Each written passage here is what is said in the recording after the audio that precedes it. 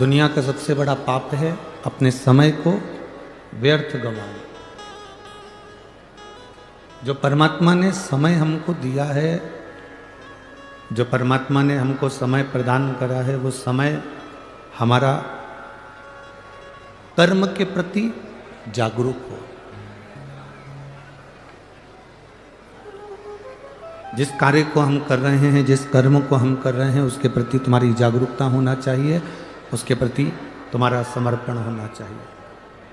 अरे कल जैसा साउंड कर दो भैया।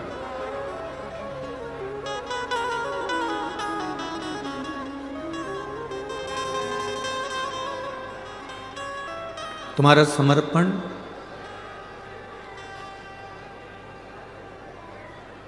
कर्म के प्रति पूर्ण हो। शिव महापुराण की कथा कहती है कि दुनिया का सबसे बड़ा पाप अगर कोई है तो अपने समय को व्यर्थ गंवाना।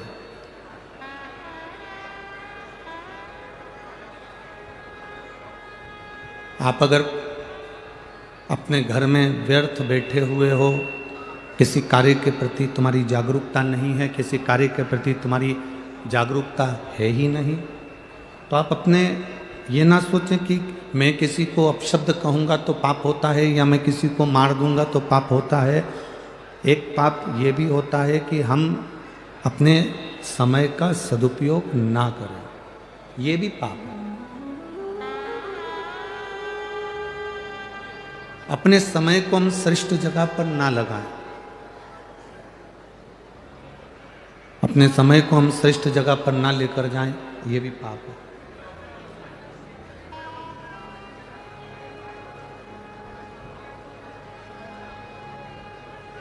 21,600 श्वास में से सर्वश्रेष्ठ श्वास, सबसे अच्छी श्वास, 21,600 श्वास में से सर्वश्रेष्ठ श्वास अगर कोई होती है तो वो कौन सी होती है? जिसमें हम किसी भूखे को भोजन करा रहे हों, हम किसी प्यासे को पानी पिला रहे हों, या हम किसी दुखी के जीवन में उसके दुख को काटने में साथ दे रहे हों, तब समझना कि हमारी 21,600 श्वास में से वो श्वास श्रेष्ठ है। तब जानकर रखें कि हमारी उन समय की अवस्था में वो हमारी श्रेष्ठता है, उन श्वासों में हमारी सर्वश्रेष्ठता है।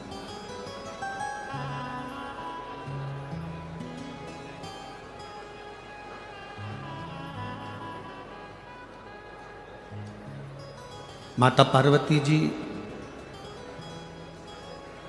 अश्विमनी घोड़ी बनी लक्ष्मी जी को ज्ञानोपदेश दे रही हैं।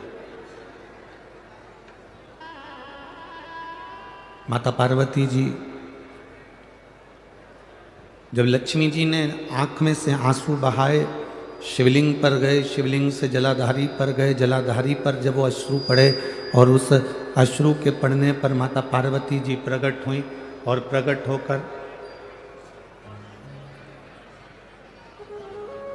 होकर माता पार्वती जी जब सम्मुख में आई, माता पार्वती जब सामने आई तो उन्होंने लक्ष्मी जी को समझाया। माता लक्ष्मी से कहा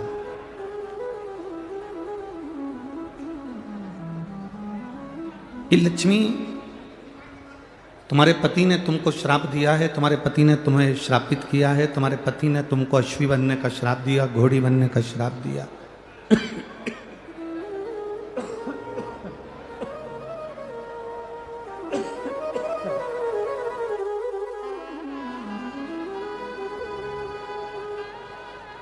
तुम्हें घोड़ी बनने का श्राप दिया, अश्वी बनने का श्राप दिया।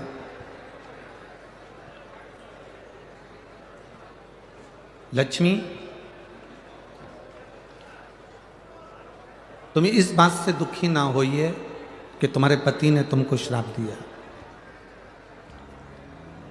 अब उन्होंने जो श्राप दिया उसको भूल जाओ। अब कुछ अच्छा करने का प्रयास करो। जो श्राप दिया है अब उसको भूल जाओ और हम भी आपसे यही कहेंगे कि अगर कोई आपको गाली दे दे, कोई आपको अपशब्द कह दे, कोई आपको ताना दे दे, कोई आपको आड़ा टेढ़ा बोल दे, वो कह दिया, कहने के बाद आप उसको भूल जाइए। उसने कहा, आप उस बात को भूल जाओ। अब बहुत दिन तक अपने बुद्धि में लेकर बैठ जाना, बहुत दिन तक अपनी चित्तवृत्ति में लेकर बैठ जाना कि उसने मेरा अपमान करा है, उसने मुझे गाली दी, उसने मुझे अपशब्द कहा, उसने मुझे आड़ा टेढ़ा कहा, उसने मुझे आड़ा टेढ़ा बोल दिया। बार बार अपनी बुद्धि में उसको घुमाना, अपनी चित्तवृत्ति में लेकर आना, ये श्रेष्ठ नहीं है।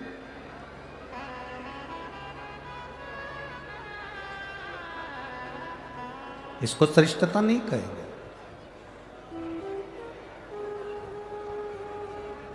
कुछ गलत हो गया, उसे भूल जाइए।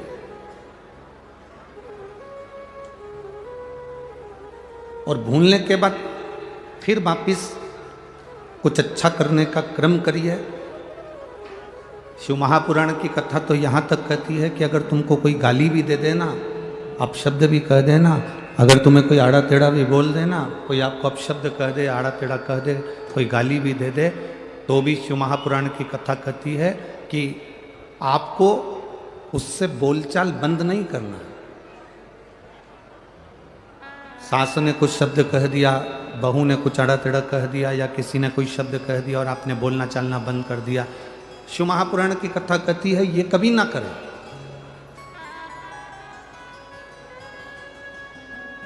किसी ने अपशब्द भी कहा है, किसी ने आड़ा टेढ़ा भी अगर बोला है, किसी ने अपशब्द भी कह दिया, ताने भी दे दिए, गाली भी दे दी, हमको बोलना बंद नहीं करना है, बल्कि हम जैसे रहते थे वैसे ही रहे। कारण क्या होगा? जिसने गाली दी है, जिसने अपशब्द कहा है, जिसने ताना दिया है, तुम्हें उसका जवाब नहीं देना है। तुम तो बाबा पर एक लोटा जल चढ़ाते रहो और हर हर महादेव कहते रहो, जवाब तुम्हारा भोलेनाथ खुद समय आने पर दे देगा। तुम्हें उसका जवाब नहीं देना। तुम्हें अपशब्द नहीं कहना है, तुम्हें ताना नहीं देना है, ना तुम्हें गाली देना है, ना तुम्हें अड़े टेढ़ा बोलना।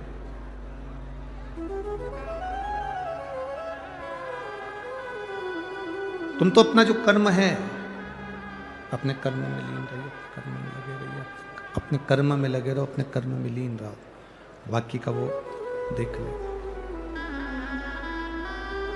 एक बात आपसे पूछना चाहेंगे यहाँ पर धुलिया नगर की सारी माताओं से, और मेरे जितने बहनें बैठी हैं, जीजियाँ बैठी हैं, सभी जीजियों से और सभी मेरे भाइयों से, सभी जीजाओं से हम पूछना चाहेंगे कि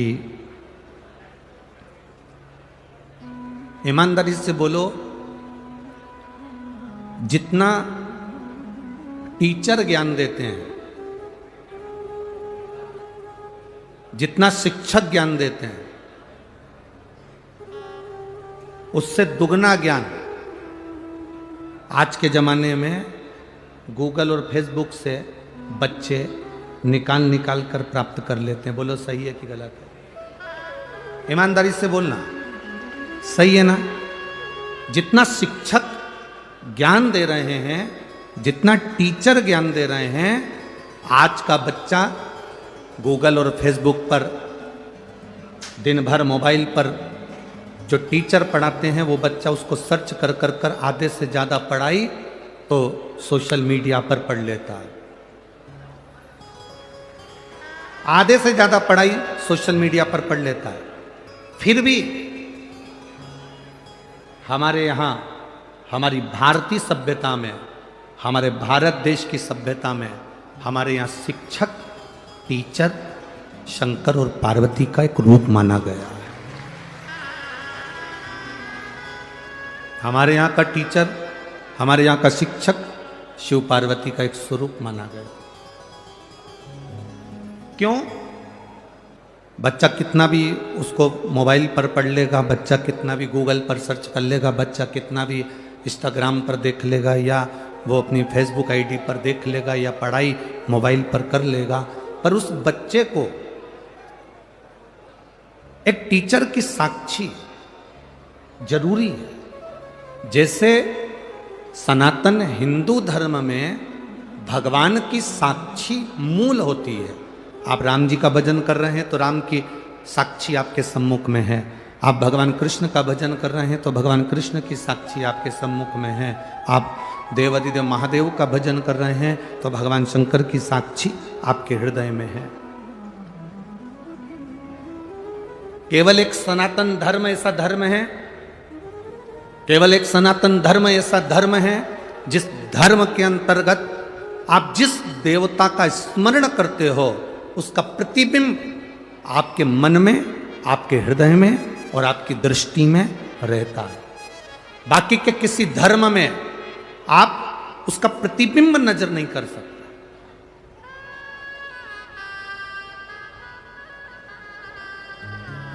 और हमारे सनातन धर्म के अंतर्गत हम अगर शंकर भगवान को जल चढ़ा रहे हैं तो शिव का प्रतीक मानकर हम उसकी पूजन कर रहे हैं। हम बाल गोपाल का अगर पूजन कर रहे हैं तो भगवान राम और कृष्ण का प्रतीक मानकर उनकी पूजन कर रहे हैं। हम दुर्गा भवानी का पूजन कर रहे हैं तो जगत जननी धात्री का प्रतीक मानकर पूजन कर रहे हैं।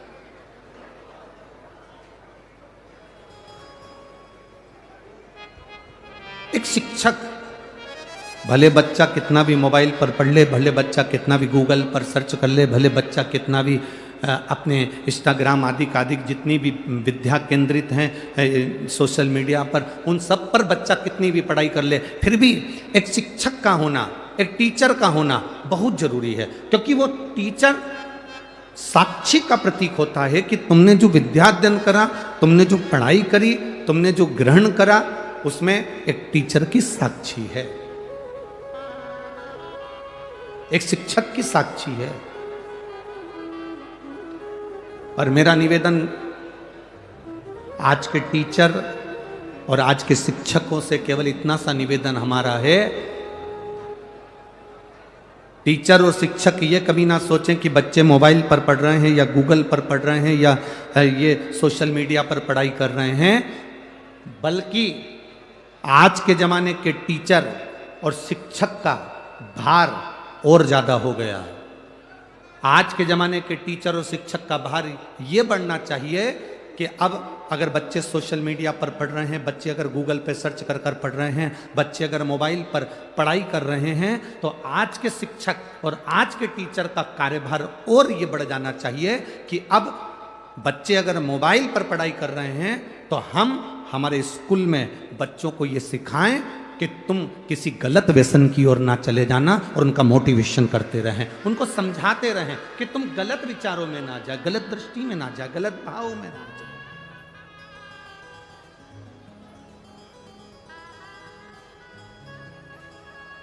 आज बच्चों को सबसे बड़ी जरूरत है उनको समझाने की।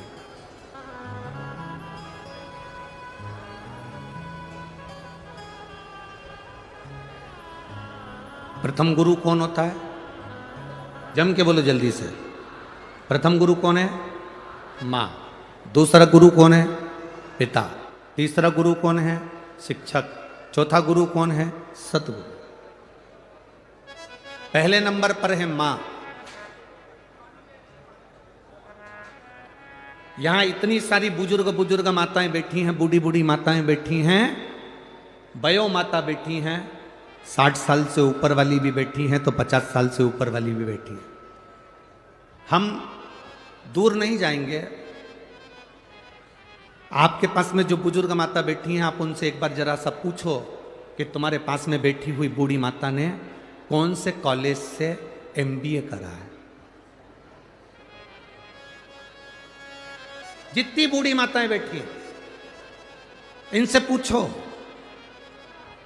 इन्होंने कौन से कॉलेज से पढ़ाई करी। जितनी बूढ़ी माताएं बैठी हैं 60 से ऊपर, 70, 75, 80, 55, 50, जितनी 50 से ऊपर वाली बैठी हैं, इनसे पूछो कि ये कौन से कॉलेज में पढ़ी थी, इनने कौन सी पढ़ाई करी थी, ये कितनी पढ़ी लिखी हैं, ये कितनी विद्वान है। कोई कहेगी हमने तो भैया उस समय का 9वीं तक पढ़ाई करी है, कोई कहेगा हमने 10वीं तक पढ़ा है, कोई कहेगा हमने 12वीं तक पढ़ा है, कोई कहेगा हमने कॉलेज करा है, कोई कहेगा हमने 5वीं पढ़ा है, कोई कहेगा हमने 7वीं पढ़ा है। पर बुजुर्ग माताएं जितनी बैठी हैं, इन्होंने भले पढ़ाई करी ना करी, भले ये टीचर थी ना थी, भले ये शिक्षक थी ना थी, पर इन बुजुर्ग माताओं से पूछना, इन्होंने अपने बच्चों को जो संस्कार दिया वो आने वाली पीढ़ी नहीं दे सकती।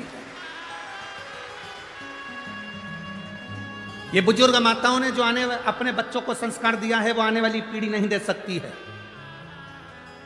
कई बार बुजुर्ग माताएं कह देती हैं, ए बहू हमारी तो जिंदगी निकल गई बेटा, अब तू देख ले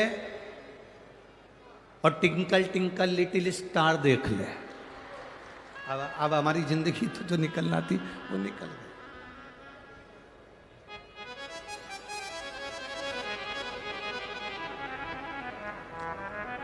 इन बुजुर्ग माताओं ने जो अपने बच्चों को संस्कार दिया, इन बुजुर्ग माताओं ने जो अपने बच्चों को ज्ञान दिया कि बच्चे अपनी माता का आज भी आदर कर रहे हैं। बोलो सही है कि गलत है? बच्चे अपनी बूढ़ी माँ का, घर में दादी का, घर में दादाजी का, घर में बुजुर्ग पिता का आदर कर रहे हैं। जो बूढ़ी माँ ने ना तो पढ़ाई करी, ना कॉलेज गई, ना स्कूल गई, ना कहीं पढ़ने गई, उसके बाद भी अपने बच्चों को उसने संस्कार इतने अच्छे दिए कि आज उसका बुढ़ापा सही निकल रहा है और आने वाली पीढ़ी क्या संस्कार प्राप्त कर रही है और कैसे संस्कार उसको मिल रहे हैं ये आप अच्छे से जानते। आज के समय में जरा सा बच्चा अगर मोबाइल देख रहा हो ना, उस समय पर बच्चे को तुम काम बता दो, उतनी देर में तुम बच्चे का मुंह देख लेना।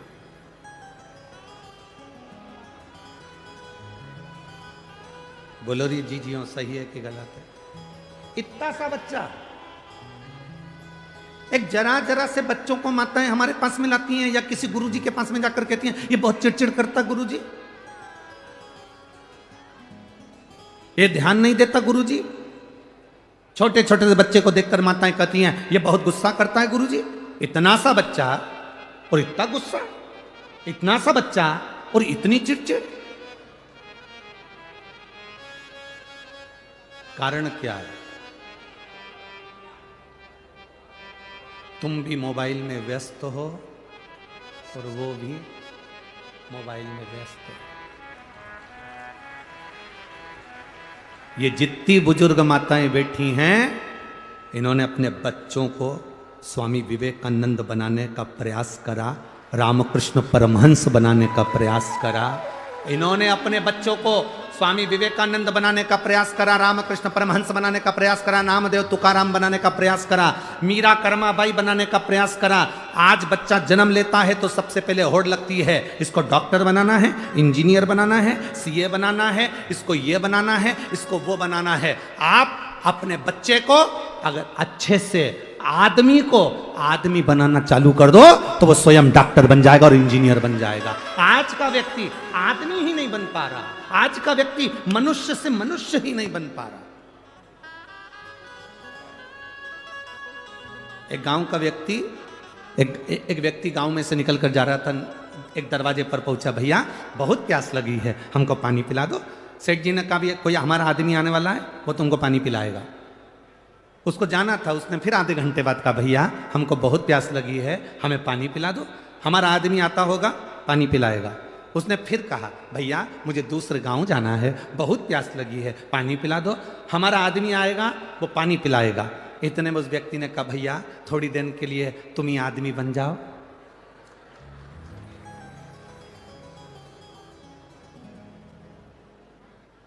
हम स्वयं आदमी नहीं बन रहे, हम स्वयं मनुष्य नहीं बन रहे। आज के जमाने में व्यक्ति को नेता बनना है, कलेक्टर बनना है, एसपी बनना है, डायरेक्टर बनना है, बहुत कुछ बनना है, पर आदमी नहीं बन पा रहा। पड़ोस में कोई भूखा सो रहा है, पड़ोस में और कोई भूखा सो रहा है, परिवार में कोई दुखी है और हम बहुत दूर जाकर भंडारा करें, मेरा बाबा कभी प्रसन्न नहीं होता। बाबा कहता है पहले अपने घर के व्यक्ति को देखो। मेरा बाबा कहता है पहले अपने परिवार के व्यक्ति को देखो कि उसको दुख तो नहीं है, उसको तकलीफ तो नहीं है, उसको कष्ट तो नहीं है। पहले आप अपने पास वालों को देखिए, अपने नजदीक वालों को देखिए, अपने करीब वालों को देखिए, इनको दुख तो नहीं है।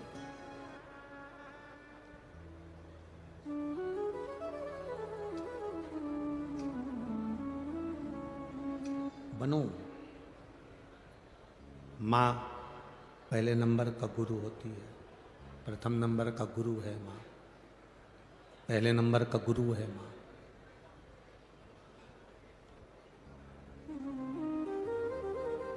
विदेश में रहने वाला एक छोटा सा बालक था जिसका नाम था थॉमस। क्या नाम था? जम के बोलो जरा। थॉमस, छोटा सा बालक।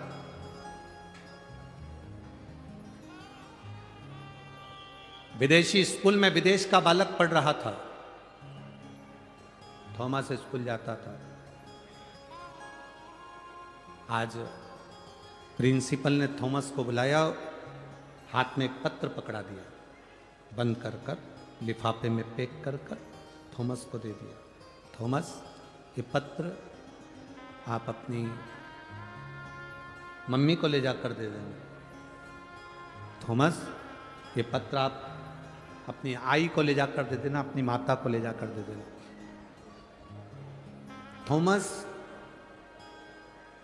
उस पत्र को लेकर अपनी मम्मी के पास गया, आई के पास गया, मां के पास गया। मां से जाकर कहा, मम्मी, प्रिंसिपल ने आपके लिए पत्र दिया। थॉमस ने जब मां को पत्र दिया तो उस पत्र को मां ने पढ़ा। बेटे ने पूछा, मां, स्कूल के प्रिंसिपल ने पत्र में क्या लिखा है?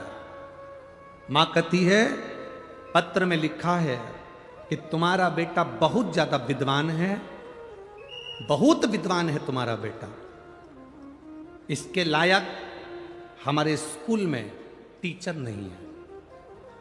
ये बच्चा इतना विद्वान है कि इसके लायक हमारे पास में टीचर नहीं है। इसलिए आपका बच्चा बहुत ज्यादा विद्वान है, इस बच्चे को आप हमारे स्कूल से निकाल लो, इसकी टीसी ले जाओ और निकाल कर इसको जो विद्वानों का स्कूल हो उसमें इसको भर्ती कराओ, इसको एडमिट करो। अब माँ ने लिफाफा बंद करा, पैक करा, लॉकर में रख दिया, ड्रॉज में, और माँ अपने बच्चे से कहती है, तेरे लायक वो स्कूल नहीं है क्योंकि तू बहुत विद्वान है, इंटेलिजेंट है, इसलिए अब तू एक काम कर, घर में पढ़। थॉमस घर में पढ़ने लगा। मां पढ़ी लिखी नहीं थी, पर बच्चे के सामने बैठी रहती थी। रसोई घर में रसोई बनाती और भोजन बनाने के बाद अपने बच्चे को टाइम देती। कपड़े धोने के समय पर कपड़ा धोती, अपने बच्चे को समय देती। बच्चे से कहती, बेटा पढ़ो, मैं बैठी हूं, तुम जो सुनाओगे मैं सुनूंगी। मां ने अपने बच्चे को आज तक नहीं बताया कि मैं कौन सी क्लास तक पढ़ी हूं, मुझे नहीं मालूम। थॉमस की मां ने एक बार भी नहीं कहा कि मैं कौन सी क्लास तक पढ़ी हूं, तुम पढ़ो और मुझे सुनाओ। थॉमस ने घर में पढ़ना प्रारंभ करा, पढ़ते पढ़ते अपनी माँ को सुनाना प्रारंभ करा। माँ समझती थी, नहीं समझती थी, आता था, नहीं आता था, पर माँ सुनती थी। सुनते सुनते सुनते सुनते थॉमस बड़ा हो गया, विद्वान हो गया, और बड़ा हुआ और बड़ा हुआ। समय आया और एक दिन थॉमस की माँ शांत हो गई, थॉमस की माँ मर गई, और उस थॉमस ने इतना रिसर्च करा, ऐसा वैज्ञानिक बना, जिसने हमारे घर में जो बल्ब लगता है, जो ट्यूबलाइट लगती है, उसकी खोज उस थॉमस ने कर दी। उस थॉमस ने बल्ब की खोज कर दी, ट्यूबलाइट की खोज कर दी, उस लाइट की खोज थॉमस ने करी। अब एक दिन थॉमस अपने घर में घूम रहा था, उसने ड्रॉज खोला, ड्रॉज में से लेटर निकला कि ये तो मेरे प्रिंसिपल ने मेरी मम्मी को दिया था। इस लेटर को मैंने पढ़ा नहीं था, मम्मी बोल रही थी कि इसमें ऐसा ऐसा लिखा है, तू बड़ा विद्वान है और ये स्कूल और टीचर तेरे लायक नहीं है। थॉमस ने उस लेटर को निकाला, उस लिफाफे को खोला, उस पत्र को पढ़ा, तो थॉमस ने पत्र में क्या पढ़ा कि तुम्हारा बच्चा माइंड से कमजोर है, तुम्हारा बच्चा मूर्ख है, इसको कहीं पागल खाने में जमा करिए। ये बच्चा यहां पढ़ने के लायक नहीं है, इसको यहां से टीसी निकालो और कहीं ले जाकर इसको पागल खाने में जमा करो। मां ने उस पत्र को छुपा दिया और पत्र को छुपाने के बाद मां ने अपने बेटे को उज्जवल बनाने का प्रयास करा, जैसे थॉमस की मां ने उज्जवल बनाने का प्रयास करा, वो उज्जवलता तुम में आना चाहिए। स्कूल के टीचर कह दें कि तुम्हारा बच्चा नालायक है, स्कूल के टीचर कह दें कि तुम्हारा बच्चा बेकार है, और तुम उसको मान लोगे और तुम अपने बच्चों को वो उपाधि देने लगते हो कि तुम पढ़ नहीं सकते, तुम्हें ये नहीं आता, तुम्हें वो नहीं आता। बल्कि बच्चों को कहना चाहिए तुझ में वो एनर्जी है बेटा, मुझे विश्वास है कि तेरा मैथ बहुत अच्छा है। बच्चा कहता मेरा मैथ अच्छा नहीं है, बच्चा कहता मेरी विज्ञान अच्छी नहीं है, बच्चा कहता मेरी अंग्रेजी ठीक नहीं है, उस बच्चे को तुम्हें कहना मैंने तेरी राइटिंग देखी है तो बहुत अच्छा लिखता है, तो बहुत अच्छा पढ़ता है, मेरा विश्वास कहता है तो मैथ में सबसे ज़्यादा नंबर ला सकता है, ये मेरा भरोसा कहता है। वो बच्चे का आप बल बढ़ाओगे, परंतु आप टीचर कह देते हैं कि ये बच्चा इसमें कमजोर है, ये बच्चा ऐसा है, और आप उस बच्चे को वही कहना चालू कर देते हैं तुझ में तो अकल ही नहीं है, तू तो नालायक है, तू तो पढ़ता ही नहीं है, ध्यान देता ही नहीं है, तू तो विद्वान है ही नहीं। सुबह से शाम तक हर घर की माँ अपने बच्चे के पीछे ऐसी पड़ी रहती है, ऐसी पड़ी रहती है। पहले की माताएं अपने बच्चों के पीछे से नहीं पड़ती थी, बैठती थी, काम करती जाती थी, बच्चा लिखता जाता था, काम करती जाती थी, बच्चा पढ़ता जाता था। और पहले भी कलेक्टर होते थे, पहले भी एसपी होते थे, पहले भी डीएसपी होते थे, और आज भी कलेक्टर हैं और आज भी एसपी और डीएसपी।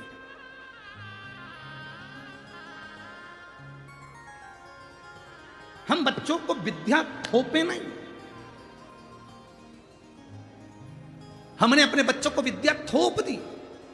पहले की माताएं विद्या थोपती नहीं थी, उसको अंदर तक प्रदान करती थी, अंदर तक प्रदान करती थी। हम क्या दे रहे हैं अपने बच्चों को? सुबह से उठती हैं माताएं और चिल्लाना चालू कर देती है, तैयार हो जाओ, स्कूल की वैन आने वाली है, गाड़ी आने वाली है। पहले सुबेरे सुबेरे से आवाज आती थी हरे राम राम राम हरे हरे, हरे कृष्णा। अब सुबह से आवाज आती उठ रहा।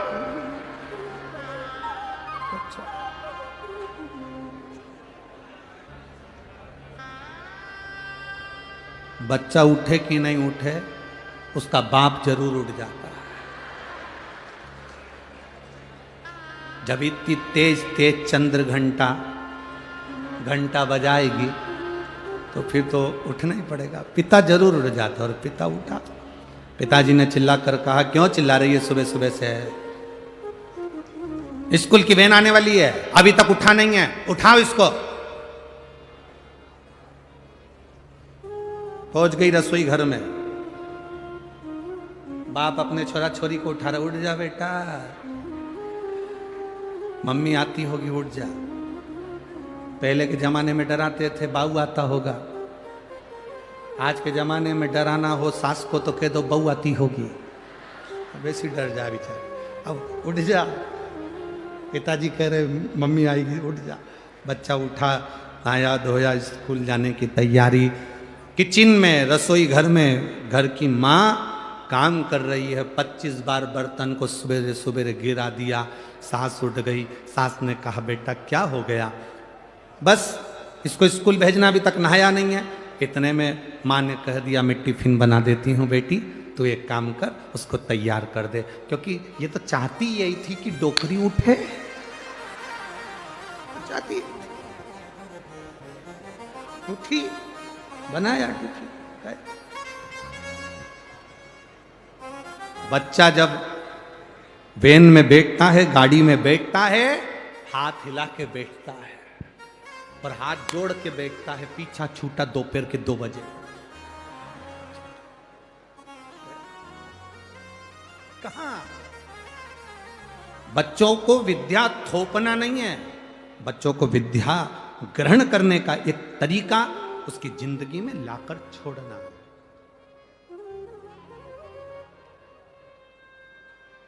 स्कूल कॉलेज में जो तुमने सीखा मरते दम तक तुम्हारे काम आया कि नहीं आया?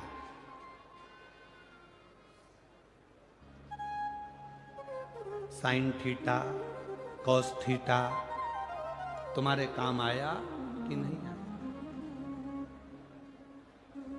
स्कूल में, कॉलेज में जो तुमने सीखा वो तुम्हारे काम आया कि नहीं आया ये पता नहीं, पर शिव महापुराण की कथा जरूर कहती है जो तुमने अपने घर में अपनी मां से, अपने पिता से जो संस्कार ग्रहण करे हैं वो मरते दम तक तुम्हारे काम आते हैं। आखिरी तक तुम्हारे संस्कार तुम्हारे काम आएंगे। आज के समय में शिक्षक का दबाव और होना चाहिए कि हमारे स्कूल के बच्चे, हमारे क्लास के बच्चे, एक टीचर का यह प्रभाव होना चाहिए कि मेरे क्लास के बच्चे, मेरे स्कूल के बच्चे कोई व्यसन में ना जाएं, कोई गलत संगत में ना जाएं। ये बच्चे बहुत जरूरी है हमारे।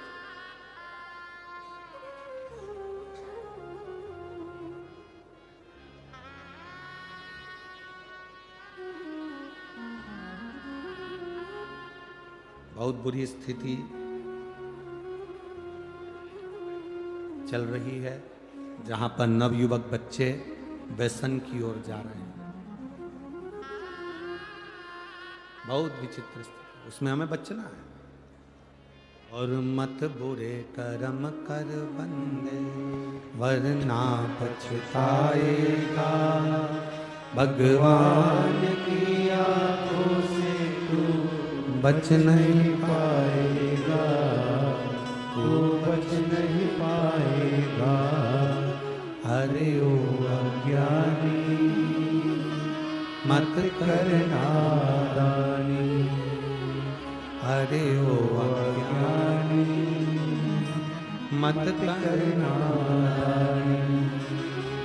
तेरे कर्म का फल भी तू ही पाएगा, जैसा किया तूने तेरे आगे आएगा। मत बुरे कर्म कर बंदे वरना पछताएगा, भगवान की आंखों से तू बच नहीं पाएगा, तू बच नहीं पाएगा।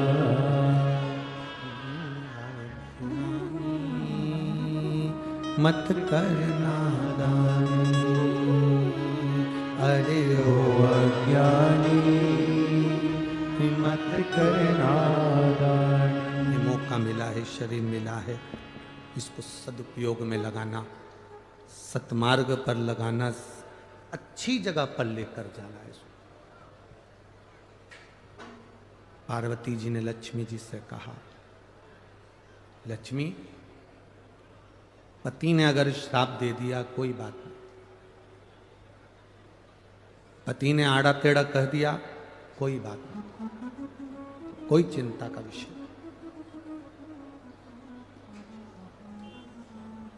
सास अपशब्द कह दे दिल में लेकर कभी मत जाओ।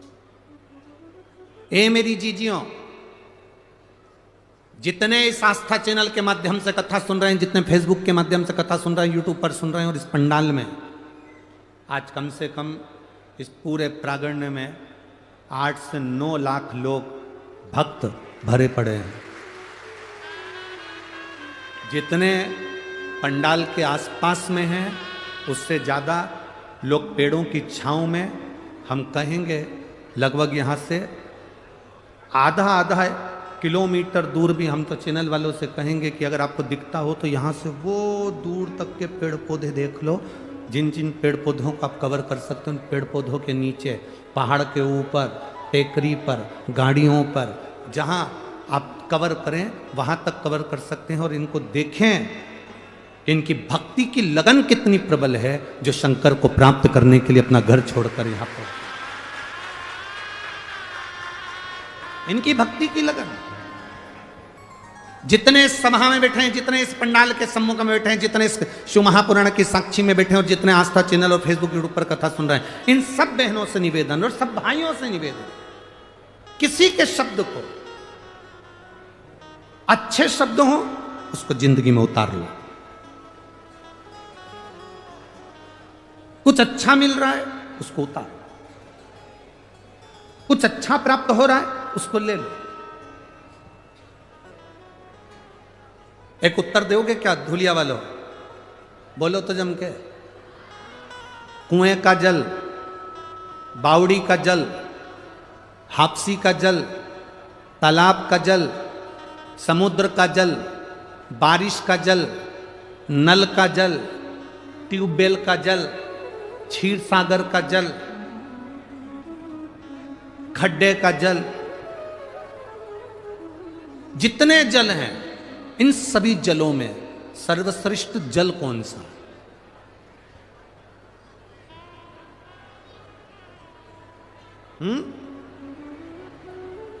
तालाब का जल, बावड़ी का जल, हापसी का जल, ट्यूबवेल का जल, कुएं का जल, बारिश का जल, खड्डे का जल, समुद्र का जल, सागर का जल, कूप का जल, कुएं का जल, इन सभी जलों में श्रेष्ठ जल कौन सा है?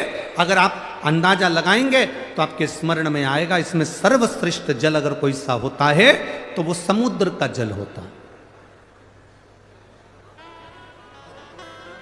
कारण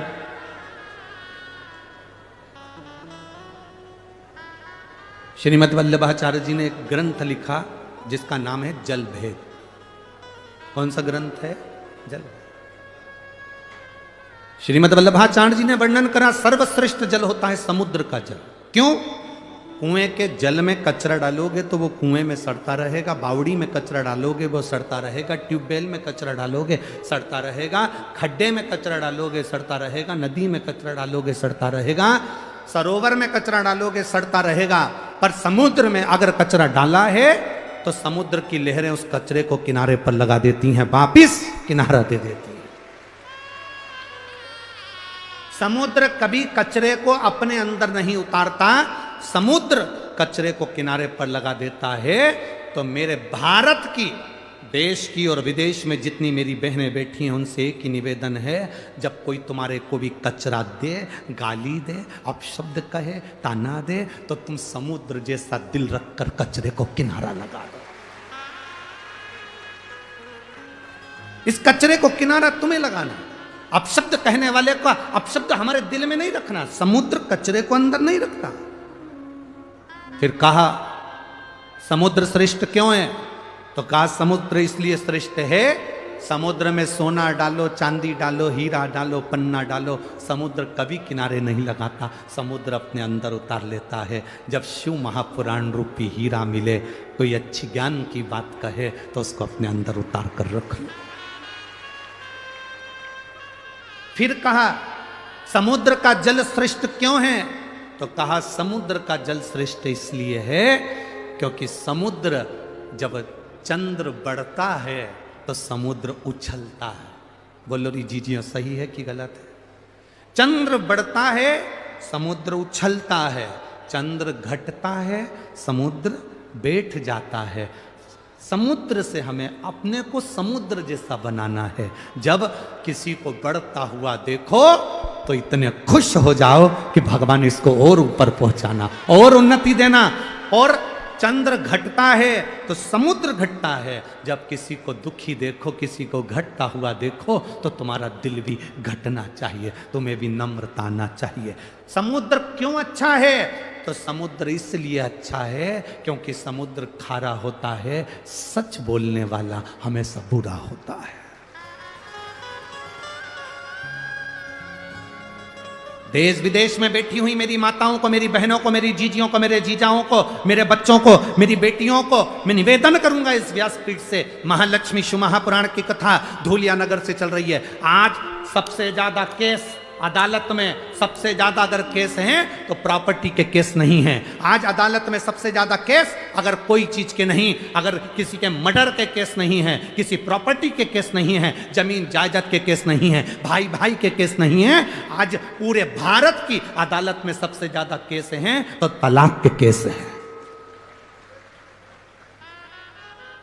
भारत की सबसे ज्यादा अदालतों में अगर केस चल रहे हैं तो तलाक के चल रहे हैं। समझौता नहीं बैठ पा रहा, एक दूसरे का सामंजस्य नहीं बैठ पा रहा। जरा सी बात में विवाद हुआ, माँ ने कह दिया जा मेरे घर पर, कमी है क्या, अपने यहाँ कोई कमी है क्या, छोड़िए तेरा ससुराल। और बेटी घर पर जाकर बैठ गई। इधर पति रुष्ट होकर बैठा, बेटी रुष्ट होकर बैठी। माँ ने कह दिया दूसरी शादी करा देंगे। अगर बेटी के भाग्य में अच्छा लिखा होता तो पहले ही भेरू अच्छा मिल जाता, अब तो 4 करा ले तो भी वैसा ही मिलने वाला है। इसलिए जैसा मिला है उसको निभाने का प्रयास करो, उसको समझाने का प्रयास करो, उसको संजोने का प्रयास करो, उसको सामंजस्य बिठाने का प्रयास करो। लड़के से कहो तेरी धर्म पत्नी अच्छी है, उसको लेकर आ, जा प्रार्थना कर, ससुर के पास जा, सास के पास जा। जाकर कहा जब शंकर भगवान अपनी सती के लिए दक्ष प्रजापति क्या जा सकते हैं, जिस दक्ष प्रजापति ने शंकर भगवान को अपशब्द कहा था, श्राप दिया था कि तू शमशान में निवास करेगा, इसके बाद भी मेरे भोले बाबा दक्ष प्रजापति के दरवाजे पर जाकर अपने ससुर से बात करते हैं अपनी धर्म पत्नी के लिए।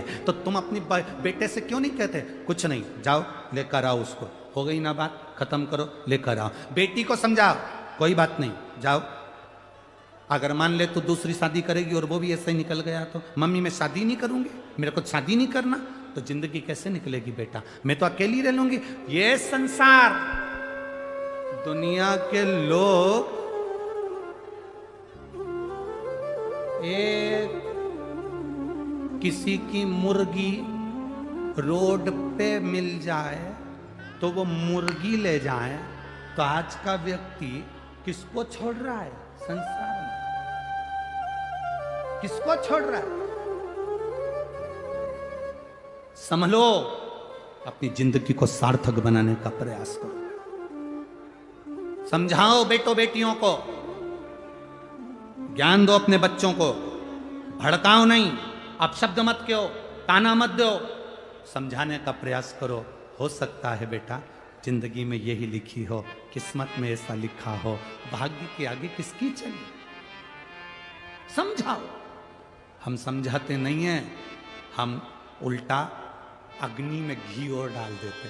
मत जा तू तो रहने दे, अच्छा है, क्या करेगी जाके, क्या करेगा जाके, हम उल्टा घी समझाओ।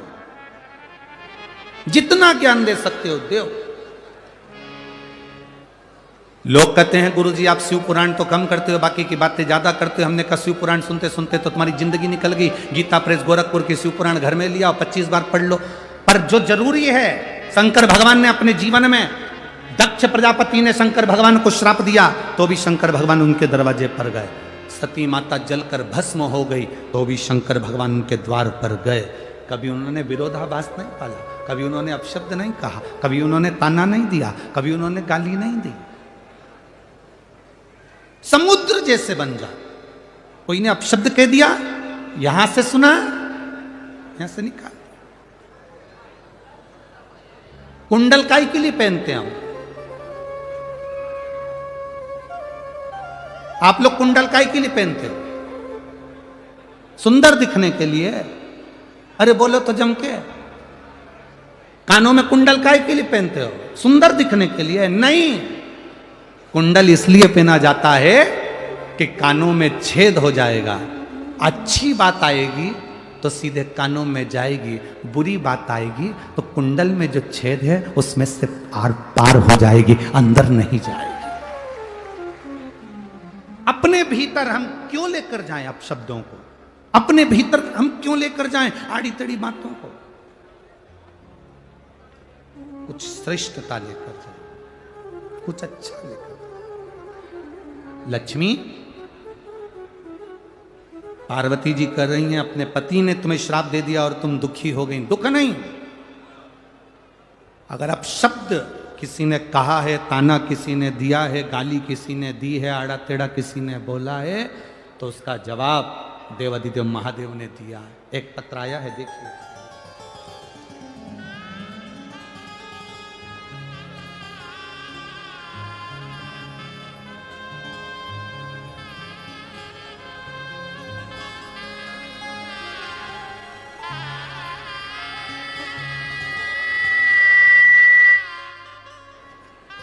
मेरा नाम राहुल गिरासे है, राजपूत। विशाली गिरासे, राजपूत, गांव नवापुर जिला नंदुरबार महाराष्ट्र। मेरा मोबाइल नंबर ये है, कहीं बैठी हो तो हाथ हिला सकती हैं, अगर कहीं बैठी हो तो हाथ हिला सकती हैं। श्री राहुल गिरा से, सो विशाली गिरा से, नवापुर जिला नंदुरबार महाराष्ट्र। मोबाइल नंबर ये है, कहीं बैठी हैं? अच्छा ठीक है, हाथ हिला दो एक बार। हाँ ठीक है, ठीक है। गुरुजी, मेरी बेटी धृति की उम्र 5 महीने है। 2 महीने पहले 25 जुलाई को मेरी बेटी धृति के ब्रेन में इन्फेक्शन हो गया। कई लोगों ने उसको ब्रेन हेमरेज कहा। अब बेटी 5 महीने की है, 2 महीने की बेटी का ब्रेन खराब हो जाना, ब्रेन हेमरेज हो जाना या ब्रेन में पस पड़ जाना, नसें काम नहीं करना, पूरा मेरी बेटी ने काम करना बंद कर दिया, उसका दिमाग काम नहीं करता था। तो मेरी बेटी जब 2 महीने की, उसको ले जाकर हॉस्पिटल में भर्ती करा। डॉक्टरों ने उसका ब्रेन खराब बता दिया, उसका ब्रेन में ट्यूमर टाइप का बता दिया। उसको एडमिट करा, उसका ब्रेन काम करना बंद कर दिया, तो उसको वेंटिलेटर पर डाल दिया। वेंटिलेटर पर डाला, मेरी बेटी को डॉक्टर ने कह दिया हम वेंटिलेटर पर से इस लड़की को हटाएंगे और 2 या 3 घंटे बाद तुम्हारी बेटी मर जाएगी, इसकी सांस नहीं चलेगी क्योंकि इसका ब्रेन ट्यूमर फट चुका है। अब 2 महीने की बच्ची का ब्रेन बेकार हो जाना, क्या स्थिति होगी? गुरुदेव, हमने भी डॉक्टर से कह दिया, डॉक्टर साहब अगर मेरी बेटी को कुछ हुआ तो ये सारे मेरे हॉस्पिटल में जितने लोग खड़े हैं ये कहते हैं कि तू शंकर के मंदिर जाती है, तू शंकर जी को जल चढ़ाती है, तू सीहोर वाले बाबा को इतना मानती है, और तेरी बेटी जैसे ही वेंटिलेटर से उठेगी वैसे ही उसके 2 घंटे में 3 घंटे में प्राण छूट जाएंगे। डॉक्टर कह रहा है कहाँ है तेरा बाबा, कहाँ है तेरा शिव? मैंने अपने परिवार वालों से कहा कि मेरे घर पर रुद्राक्ष रखा है, उस रुद्राक्ष को पानी में गला दो और शिव जी को चढ़ाकर ला दो। रात भर का इंतजार नहीं कर सकते तुम तो अब भी की अब भी पानी में डाल दो। रात भर अगर पानी में डालेंगे तो समय लगेगा। बेटी को सीहोर का लाया हुआ रुद्राक्ष पानी में डालकर शंकर जी को चढ़ाकर बेटी को तुरंत उसी जल को उठाकर शिव जी का चढ़ा हुआ बेटी के मुख में दिया। गुरुदेव, डॉक्टर ने तो कह दिया था कि ये 3 घंटे में मर जाएगी, इसको ले जाओ। हम वेंटिलेटर पर से उतार कर लड़की को लिया है, उसका ब्रेन ट्यूमर फट चुका था, ब्रेन खराब हो चुका था। डॉक्टर के हिसाब से इसका ब्रेन काम नहीं कर रहा था, पर हम उस बेटी को अपने घर लिया है। डॉक्टर ने कहा इसको ले जाओ क्योंकि मरेगी तो सही, इसको लेकर जाओ। हम बेटी को घर लाए, हर 10 मिनट में हमने बेटी को रुद्राक्ष का जल दिया और बाबा से कहा, वो सीहोर वाला महाराज कथा में कहता है कि तेरे पर कर अगर भरोसा कभी टूटता नहीं है। अगर वो कहता है तो शिव कहता है बाबा टूटने मत देना। आज मेरी बेटी गुरुदेव बाबा की कृपा से पूर्ण तरह से स्वस्थ है, उसका ब्रेन काम कर रहा है और मेरी बेटी मरी नहीं। मैं उसको लेकर आई हूँ। बच्ची को लाई हो, थोड़ा सा ऊंचा कर दो, चैनल वाले उसको क्लोज कर कर आस्था चैनल पर और उस पर दिखा सकते हैं।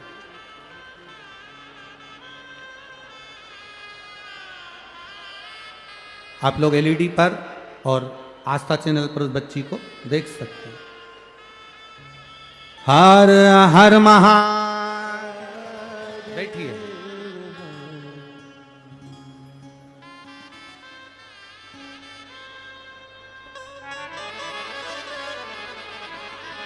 हमारे बीच में महाराष्ट्र शासन के कैबिनेट मंत्री, धुलिया के पालक मंत्री माननीय श्री गिरीश भाऊ महाजन जी यहाँ पधारे हुए हैं।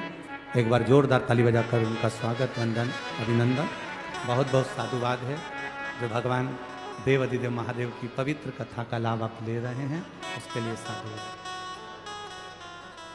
शिव है वो। अब भरोसा देखिए,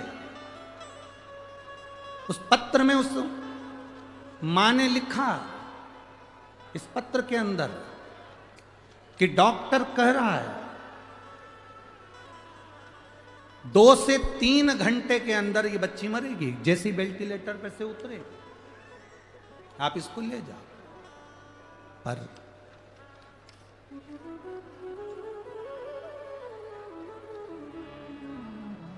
शंभु शरणे मांगो घड़ी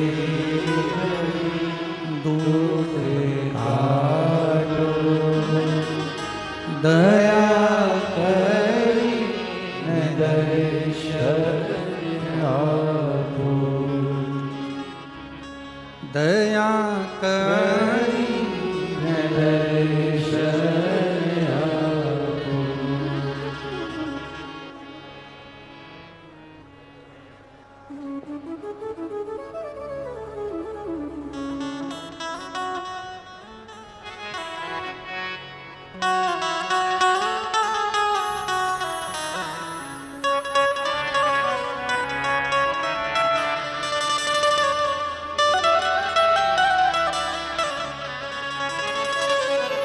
हे देवा महादेवा,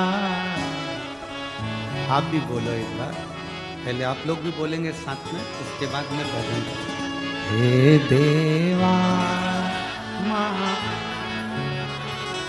हे देवा महादेवा, हे देवा महादेवा, सारी उम्र करूं तेरी सेवा, बाबा जी मेरी लाज रखना, बाबा जी मेरी लाज रखना, ओ बाबा जी मेरी लाज रखना, बाबा जी मेरी लाज रखना।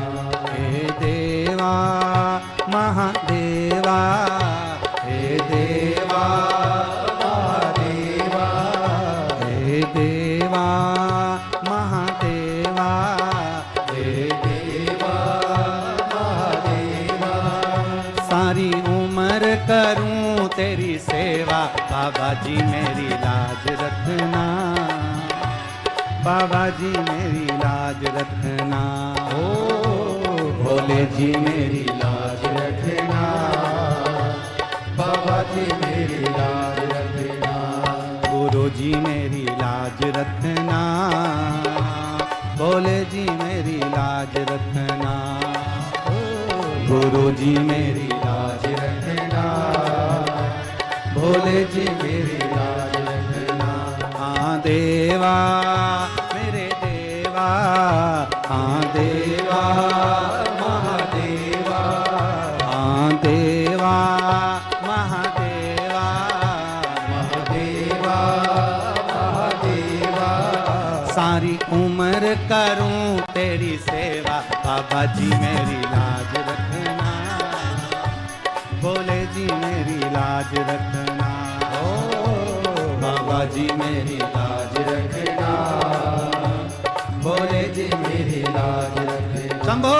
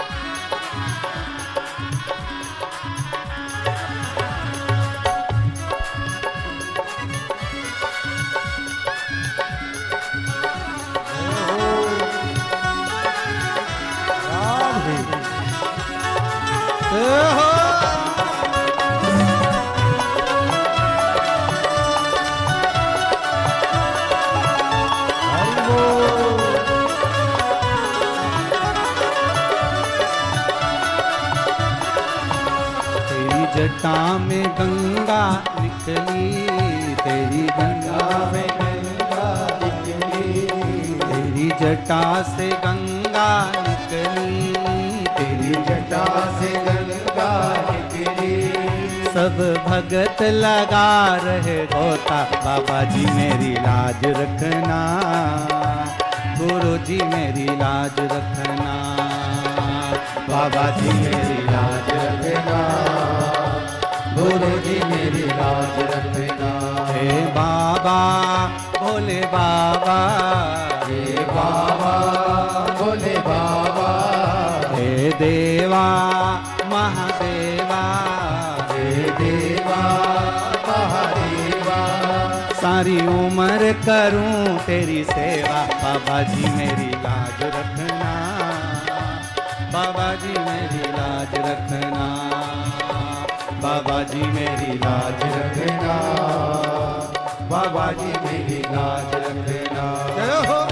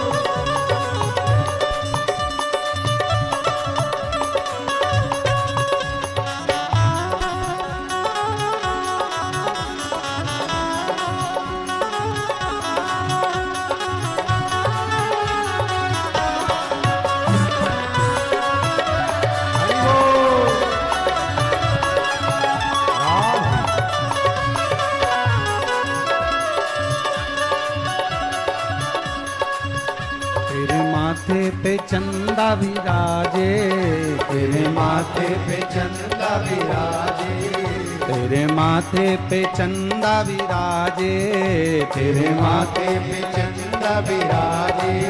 सब जग तो करे उजियाला, बाबा जी मेरी लाज रखना, भोले जी मेरी लाज रखना, ओ बाबा जी मेरी लाज रखना, भोले जी मेरी लाज रखना।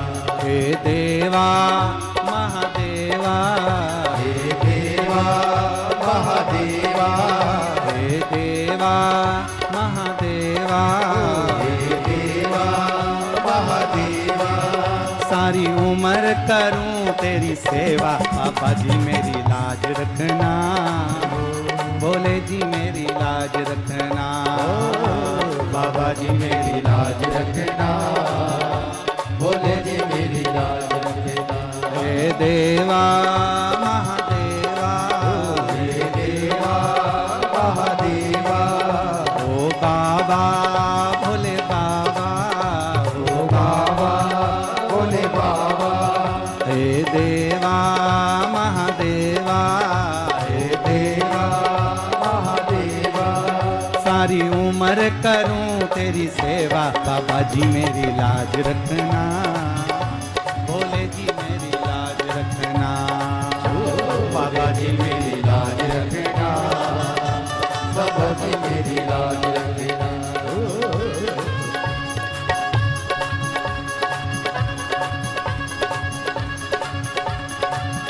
राधे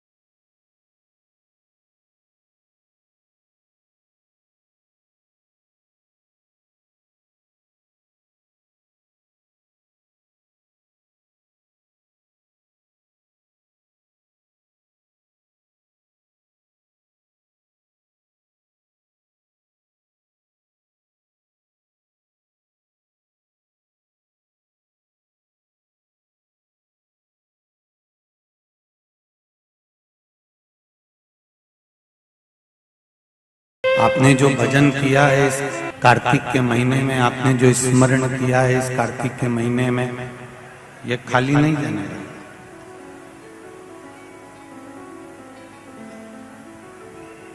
बचपन हो, जवानी हो, अधेड़ी हो, बुढ़ापा हो, जितनी हमारी अवस्थाएं, जितनी अवस्थाओं को हम धारण करते हैं, वो संपूर्ण अवस्थाएं भगवान को पाने के लिए मिली है और उसको प्राप्त करने के लिए मिली।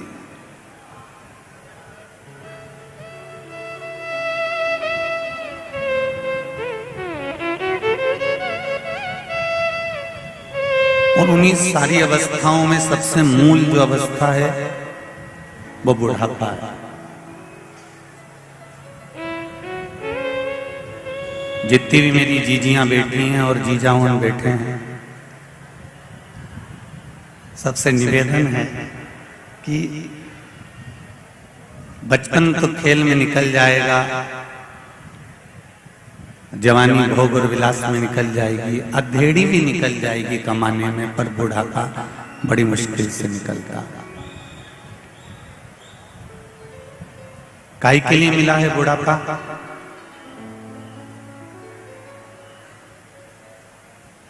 बुढ़ापा बच्चों के ताने सुनने के लिए नहीं मिला, बुढ़ापा शिव महापुराण की कथा सुनने के लिए मिला।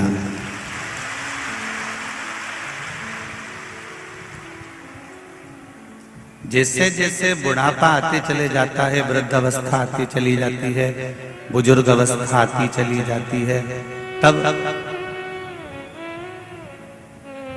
कई लोगों को बहुत ताने मिलते हैं, बहुत अपशब्द मिलते हैं, बहुत गालियां मिलती हैं, या आड़े टेढ़े संबोधन मिलते हैं। पर शिव पुराण कह रही है ये ताने सुनने के लिए ये बुढ़ापा नहीं है, कथा सुनने के लिए बुढ़ापा।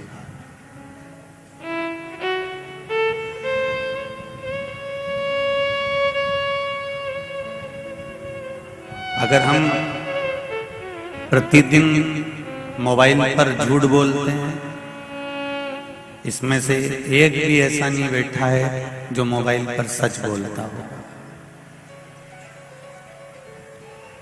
तुम इतना गंगा जी में भी खड़ा होके बोल दो नहीं कि मैं तो सच बोलूं, तो नीचे से गंगा जी पांव खींच लेगी, अरे वो पगला झूठ बोल रहा है यहाँ पर। तो जितने अपन बैठे हैं मोबाइल पर या अपनी बातों में या अपने शब्दों में या अपनी वाणी में या अपने नित्य कर्म में, हम कोई शब्द ऐसा निकल जाता है जिसमें झूठ समाहित हो जाता है।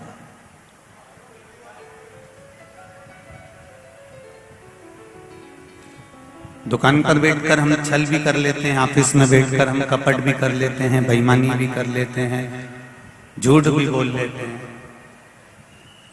तो शिव पुराण एक बात बहुत अच्छे से कहती है, झूठ बोलना है ना तुमको, क्योंकि परिवार चलाना, बच्चों को पालना है, परिवार को पालना है, कुटुंब कबीले को लेकर चलना है, सबको लेकर चलना है, तो झूठ तो तुमको बोलना पड़ेगा। व्यापार करने में थोड़ा ना थोड़ा झूठ तो तुम बोलो। हम मना भी कर देंगे तो कोई तुम सुधरने वाले तो हो। तो जो फालतू में फिर माथा भड़कने से मतलब क्या? तो ये बात तो निश्चित है कि झूठ तो तुम बोलो। अब परिवार को चलाने के लिए छल भी करोगे, थोड़ा बहुत कपट भी करोगे, बेईमानी भी करोगे। अगर मान लो हम मना भी कर दें तो तुम मानने वाले तो हो। तो ये सब बातों को तो रहने दो कि हम मना करें और तुम मान जाओ। बहुत बहुत वक्ता आए, बहुत सारे कथाकार आए, बहुत बड़े बड़े संत साधु सन्यासी तपस्वी साधक उपासक महात्मा जोगी सब आए। सबने तुमको बड़ी बड़ी पोथी और पुराण में एक बात कही कि झूठ मत बोलो, कपट मत करो, छल मत करो, बेईमानी मत करो, प्रपंच मत करो, ये सब मत करो। उसके बाद भी ऐसा कोई नहीं जन्मा जिसने झूठ, छल, प्रपंच, कपट ये ना करा हो। तो शिव पुराण कह रही है तुम्हारी मर्जी पड़े, तुम झूठ बोल रहे हो तुम्हारे मन से बोल रहे हो, तुम छल कर रहे हो तुम्हारे मन से कर रहे हो, तुम कपट कर रहे हो तुम्हारे मन से कर रहे हो, तुम बेईमानी कर रहे हो तुम्हारे मन से कर रहे हो, करो।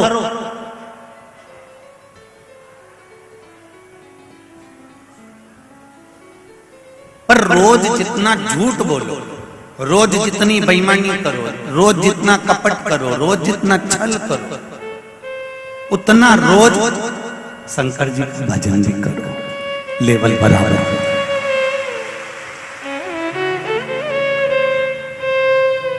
हम आपसे कह देंगे कि तुम झूठ मत बोलो, तुम तो भी बोलोगे, तुम कपट ना करो तो भी करोगे, तुम छल ना करो तो भी करोगे। तो एक नियम बना लो ना कि मैं झूठ बोलूंगा, ये तो मुझे घर चलाना है, परिवार चलाना है, कुटुंब चलाना है, बेईमानी भी करना पड़ेगी, कपट भी करना पड़ेगा, सब कुछ करना पड़ेगा। तो एक काम करता हूं, एक पलड़े में अगर झूठ रखा हुआ है, एक पलड़े में कपट रखा हुआ है, एक पलड़े में बेईमानी रखी हुई है, एक पलड़े में झूठ प्रपंच रखा हुआ है, तो दूसरे पलड़े में मैं भगवान की भक्ति, श्री शिवाय नमस्तुभ्यम, ओम नमः शिवाय, या द्वादश अक्षर मंत्र ओम नमो भगवते वासुदेवाय, श्री कृष्ण शरणम मम, या राम या कृष्ण, कोई भी भजन। एक पलड़े में अगर झूठ छल कपट है तो दूसरे पलड़े में मैं भगवान का भजन अपनी जिह्वा पर रखूंगा। उससे होगा क्या, अगर झूठ भी हमने बोल दिया तो भजन का बल बड़ा रहेगा, तो झूठ नीचे दबता चले जाएगा, छल नीचे दबता चले जाएगा। भजन करो। मेरे तुलसी बाबा ने, गोसाई जी ने, गोस्वामी जी ने, मेरे तुलसीदास बाबा ने, गोस्वामी जी ने बड़ा सुंदर कहा है कि कलयुग केवल नाम।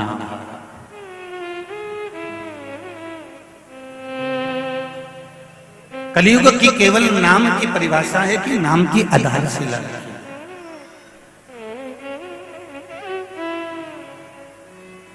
एक निवेदन मेरी माताओं से जो बच्चों को ले लेकर धूप में खड़ी हुई हैं, पीछे कार्यकर्ता लगातार टेंट लगाने का काम दिन रात चल रहा है। जैसे जैसे टेंट लगता जाए आप लोग वैसे वैसे उस टेंट के नीचे बैठते जाएं। मेरी माएँ अपने अपने छोटे छोटे बच्चों को लेकर धूप में चारों तरफ जहाँ खड़ी हुई हैं वो कहीं पर भी खड़ी ना हो, इसका ध्यान रखें। तो जहाँ पीछे की ओर टेंट लगते चले जा रहा है आप वहाँ वहाँ बैठते चले जाएं, और जहाँ थोड़ी बहुत जगह आपको मिल जाए आप वहाँ आराम से बैठो, जिससे धूप भी ना लगे, बच्चे लोग भी तकलीफ में ना आए, इसका ध्यान रखिए।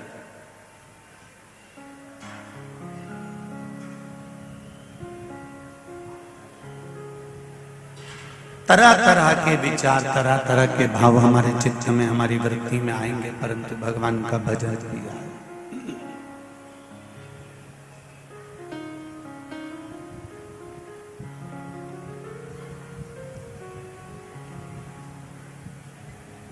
राम राम रटते रहो जब तक घट में प्राण, कबहु तो दीन दयाल के भनक पड़ेगा।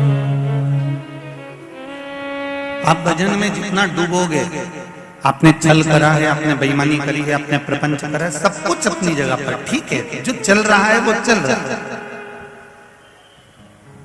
पर उसके साथ में थोड़ी देर एक लोटा जल शिव जी को चढ़ाओ, थोड़ी देर जब समय मिल जाए दुकान पर 5-10 मिनट मिल जाए, या रात्रि को सोने के लिए जब कक्ष में जाओ तो 5-10 मिनट के लिए मोबाइल चालू कर कर शिव महापुराण की कथा निकाल कर सुन लो, सुनकर फिर विश्राम करो, तो जो दिन भर का तुमने पाप किया है वो कम से कम समाप्त तो हो।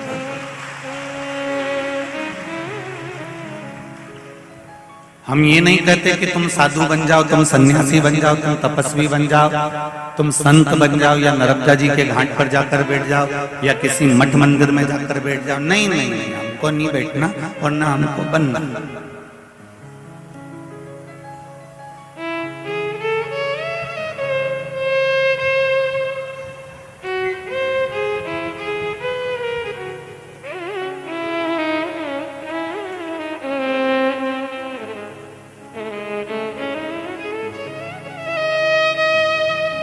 आज हमारी एक महिला मंडल की माता जी कह रही थी कि गुरुजी महिला मंडल कथा करवाई है, आप एक बार कम से कम किसी से नहीं मिलते तो महिला मंडल से तो मिलो। तो हमारे मन में आया कि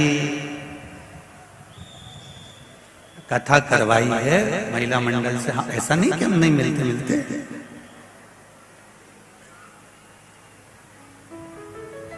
आप इतनी दूर बैठ के बात करोगे तो हम जरूर करेंगे। हम तो 7 दिन में एक दिन जितने भी लोग यहाँ ठहरते हैं रात्रि के समय पर, उनसे भी हमारा नियम, आपने व्यासपीठ पे सुना होगा कई बार, हम उनसे भी मिलने जाते हैं, ऐसा नहीं कि नहीं मिलने जाते।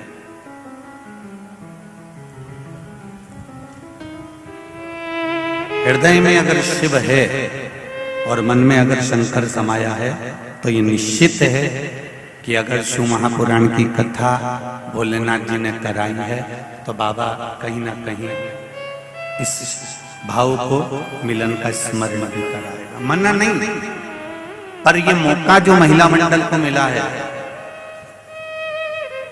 नागेश्वर महिला मंडल को ये जो मौका मिला है सेवा करने का और पूरे बीकन गांव वालों को मिला है, और 2 दिन की बात है, कल परसों 7 तारीख को यहाँ कथा समापन हो जाएगी, 9 तारीख को रायपुर छत्तीसगढ़ में प्रारंभ हो जाएगी 1 बजे से 4 बजे तक। पर जो सेवा का ये मौका मिला है कार्तिक के महीने में, ये दूसरी बार नहीं मिलने वाला।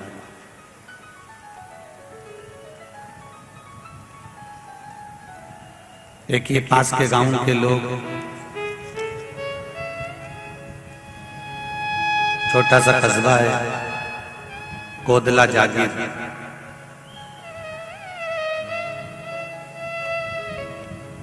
ये लगा हुआ बाजू में, हम भी कोदला जागीर में बैठे। इतना छोटा सा कस्बा है, छोटा सा गांव है, प्रत्येक कस्बे के गांव के एक एक घर के व्यक्ति ने अपना पूरा घर छोड़ दिया भक्तों की सेवा के लिए।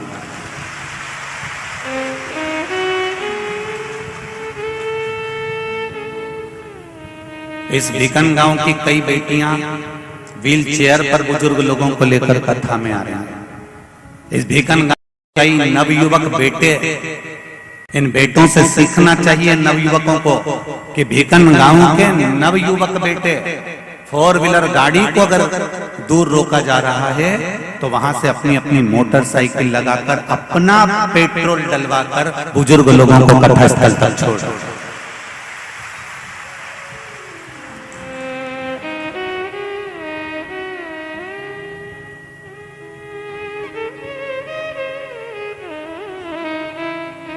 मैं महिला मंडल से मिलने से पहले इन सभी कार्यकर्ताओं से एक बार जरूर मिलना चाहूंगा जो सेवा में लगे। प्रयास है आपका हृदय चित्त कितनी सेवा साहब, इस सेवा को शायद बीकन गांव वालों को भी भूल पाना बड़ा मुश्किल लगेगा। इतनी सुंदर सेवा बीकन गांव के नवयुवक बेटे बेटियां गांव वालों ने संभाली, बहुत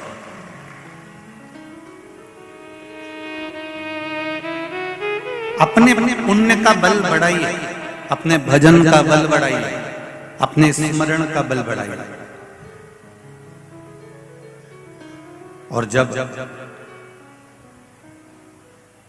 कई दुनिया में ऐसे लोग मिल जाते हैं जो कहते हैं साहब हमारे पास में पैसा नहीं था तो हमने पढ़ाई छोड़ दी। तुम्हें भी मिले होंगे ऐसे, बोलो रे मिले कि नहीं मिले? कई लोग टीवी खोलो तो उसमें भी जब वो कौन कौन से शो आते हैं तो उसमें भी लोग बहुत अपने उपदेशों को देते हैं कि साहब हमारे पास पढ़ाई का पैसा नहीं था इसलिए हमने पढ़ाई छोड़ दी।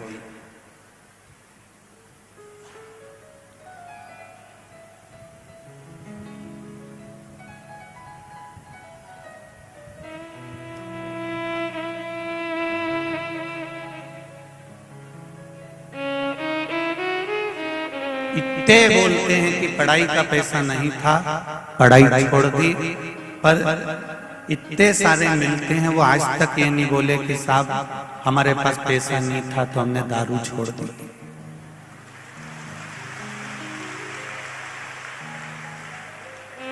हमारे पास पैसा नहीं था तो हमने तंबाकू खाना छोड़ दिया। साहब हमारे पास पैसा नहीं था इसलिए हमने गांजा छोड़ दिया। हमारे पास पैसा नहीं था इसलिए हमने ये धुनकना, बीड़ी धुनकना छोड़ दिया। एक नहीं मिला, जितने मिले बस एक ही बात की है, पढ़ाई का पैसा नहीं था इसलिए हमने पढ़ाई छोड़ दी। तो फिर ये मदिरा पान करने का पैसा कहां से आ गया? ये गुटखा खाने का पैसा कहां से आ गया? तंबाकू खाने का पैसा कहां से आ गया?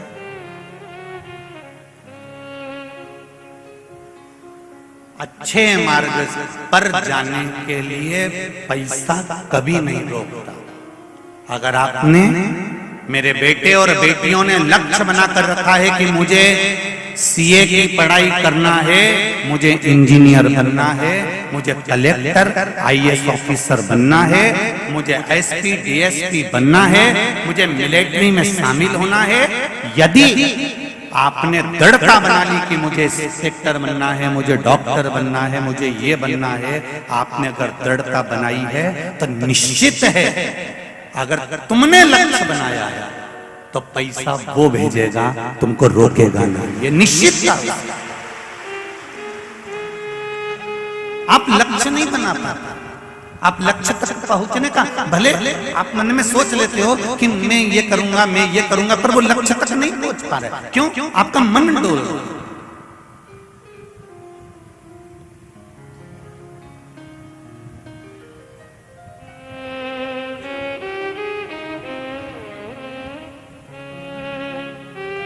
एक माँ सोच लेती है कि मेरी लड़की की शादी मुझे सर्विस वाले लड़के से करना है, तो वो सर्विस वाले लड़के से करके ही मानती है। एक माँ सोच लेती है कि मुझे बिजनेस वाला लड़का चाहिए, तो बिजनेस वाले से शादी करती है। उसका लक्ष्य उसने निश्चित किया।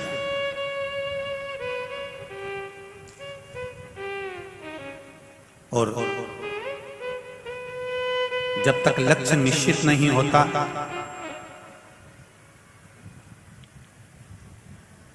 जब तक लक्ष्य तक हम नहीं पहुंच पाते, तब तक जीवन का कोई सुख हमें प्राप्त नहीं होता। एक लक्ष्य बनाओ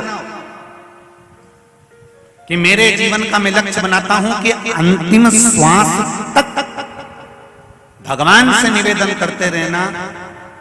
बुढ़ापा देना मना नहीं है मेरे शंकर, हे मेरे शंभु, शरीर को बुढ़ापा देना मना नहीं है, पर ऐसा बुढ़ापा मत देना कि मेरे बत्तल का भजन दूसरा करे, मेरा काम दूसरा करे। ऐसा बुढ़ापा नहीं चाहिए मेरे भोलेनाथ।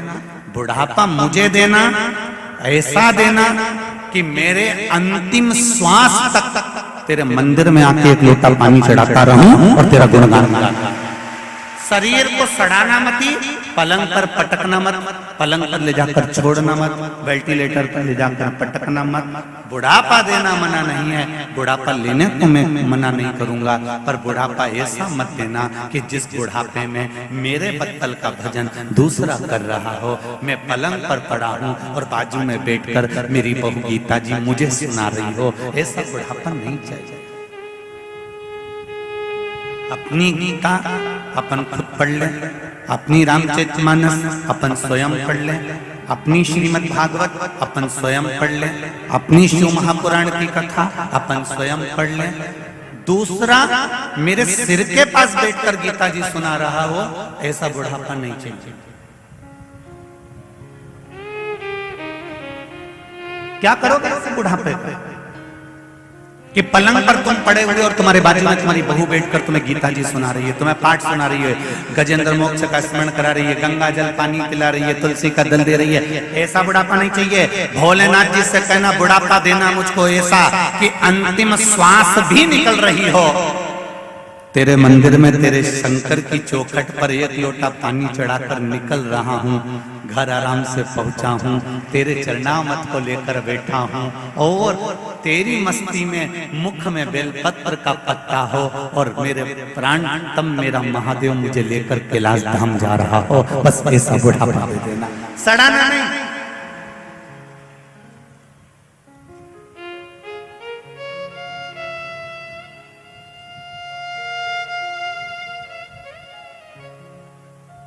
ऐसे बुढ़ापे की मूल तत्वता नहीं चाहिए कि हम पलंग पर सड़ रहे हो, गल रहे हो, पड़े हुए हो।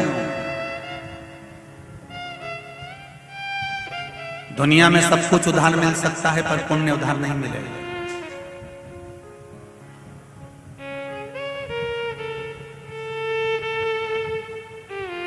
फ्री उधार में लेके आ सकते हो, कपड़े उधार लेके आ सकते हो, चप्पल उधार लेकर आ सकते हो, बर्तन भांडा उधार लेकर आ सकते हो, रकम उधार लेकर आ सकते हो, घर का सामान उधार लेकर आ सकते हो, पर पुण्य उधार लेकर आओ।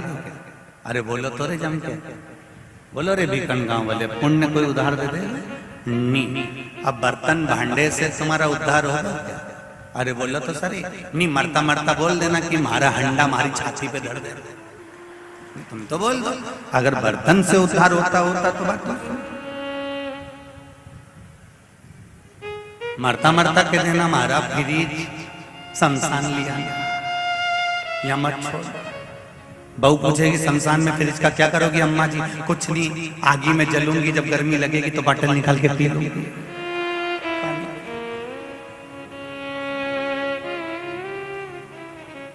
पानी की बॉटल निकालूंगी। फ्रिज उधार ला सकते हो, कपड़े उधार ला सकते हो, बर्तन भांडे उधार ला सकते हो, चद्दर, बर्तन, सोना, चांदी, रकम, जो चीज लाना चाहो आज की दुनिया में सब उधार मिल जाएगा।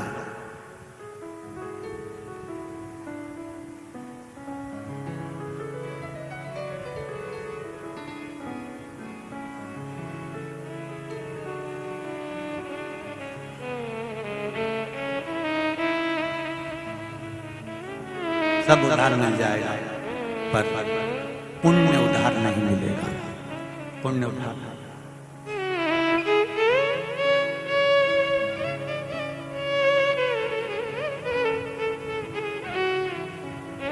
आज वो हमारा आशीष कह रहा था, गुरुजी अखबार में आया एक बात। हमने कहा क्या लिखा अखबार में? अखबार में लिखा है कि अब शादी के लिए भी लोन दिया जाएगा।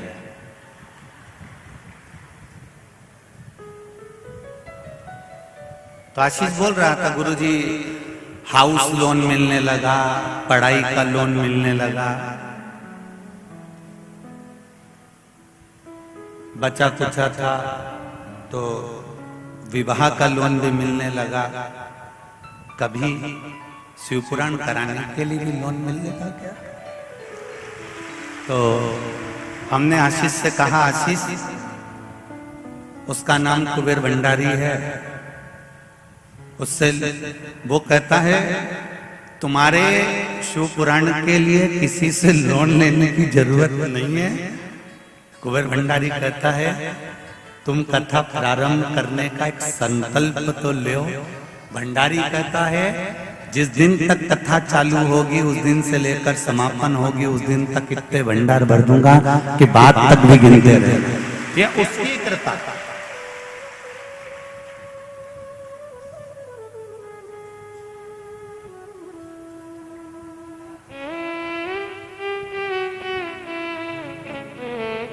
दो चीजों से हमेशा दूरी बनाकर रखना तो तुम्हारे ऊपर कोई उंगली नहीं उठा सकता। पहला चंदा, दूसरी निंदा। जम के बोलो, क्या क्या जम के बोलो। पहले नंबर पर चंदा, दूसरे नंबर पर निंदा। इन दो चीजों से दूरी बनाकर रखना। जितनी दूरी हो सकती उतनी दूरी बना लेना, जितनी दूरी हो सकती।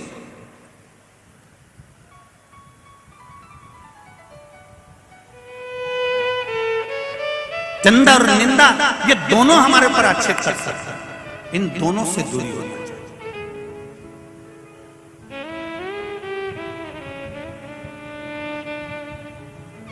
हम हमेशा इस व्यासपीठ से कहते हैं कि कथा करवाने के लिए, शिव पुराण के लिए कभी जीवन में कर्जा मत लेना, अपने घर की कोई रकम इधर उधर मत करना, कभी एक रुपया भी किसी के सामने ये मत कहना कि साहब मेरे को मेरा सामान रख लो और मुझे पैसा नहीं। ऐसी कथा कराने से कोई लाभ नहीं है। कथा करवाना जैसे नागेश्वर महिला मंडल ने कथा ली थी। उस समय पर महिला मंडल की महिला सीओर पहुंची थी और उनके साथ में एक बुजुर्ग से बाबा जी और एक दो भाई और थे, और उन भाइयों ने कोई शब्द नहीं कहा, उन पुरुषों ने कोई शब्द नहीं कहा। केवल नागेश्वर महिला मंडल ने सामने बैठकर बात करी, कहा साहब कथा करवाना है। उस समय भी एक ही शब्द था, कथा करवाओ, किसी के ऊपर दबाव नहीं, कर्जा नहीं, बिना कुछ भाव के आप कथा का आनंद लो।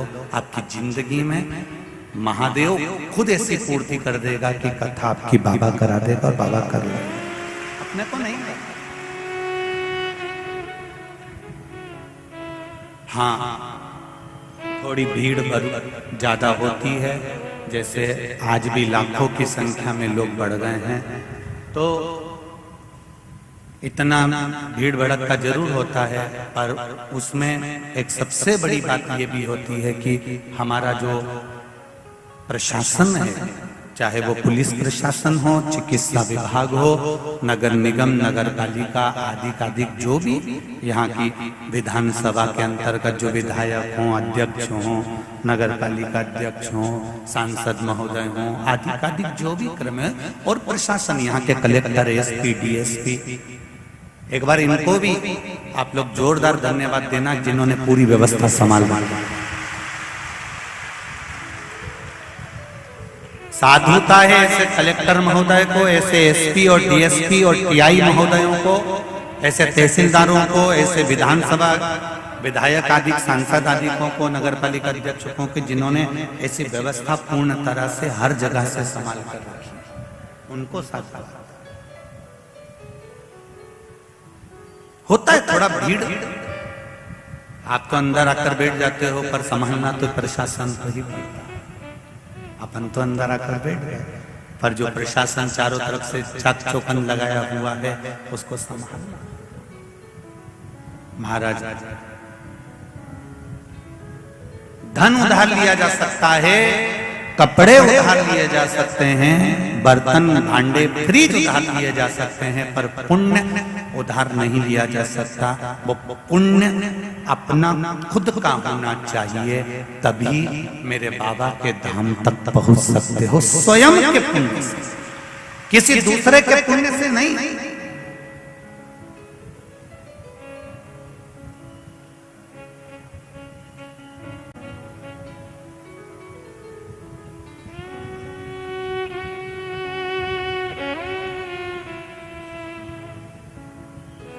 अपना भजन स्वयं करो,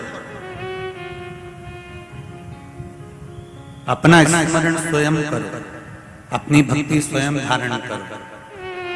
हम तो यहां तक कहते हैं कि माताएं जब जल चढ़ाने के लिए शंकर जी के मंदिर में जाए, पति अपना लोटा लेकर जाए और पत्नी अपना लोटा लेकर जाए।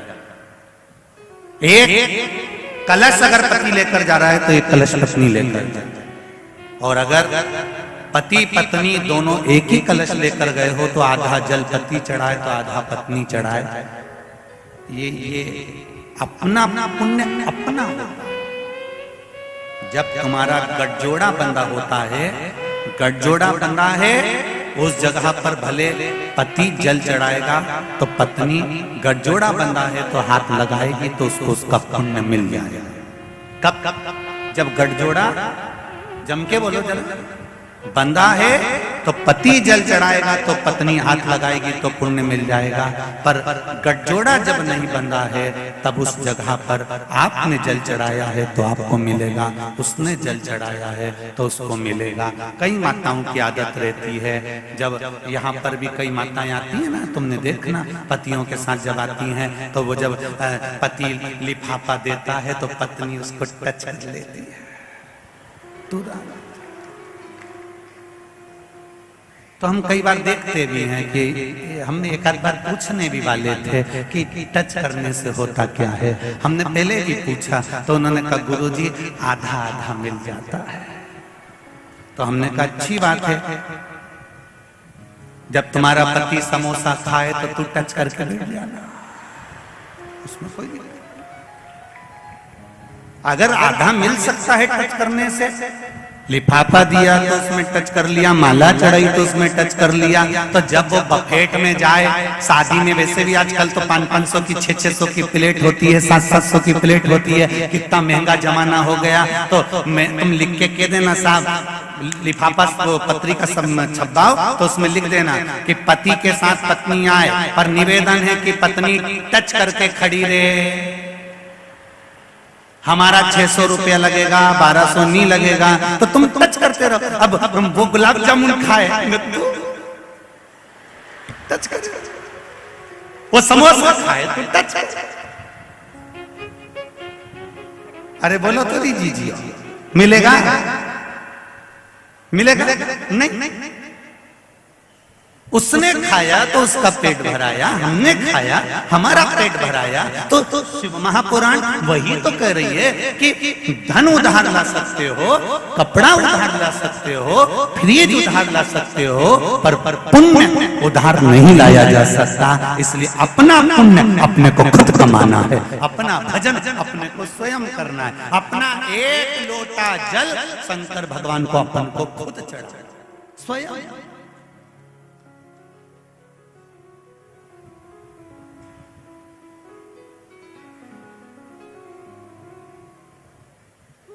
स्वयं पुण्य कमाई, स्वयं।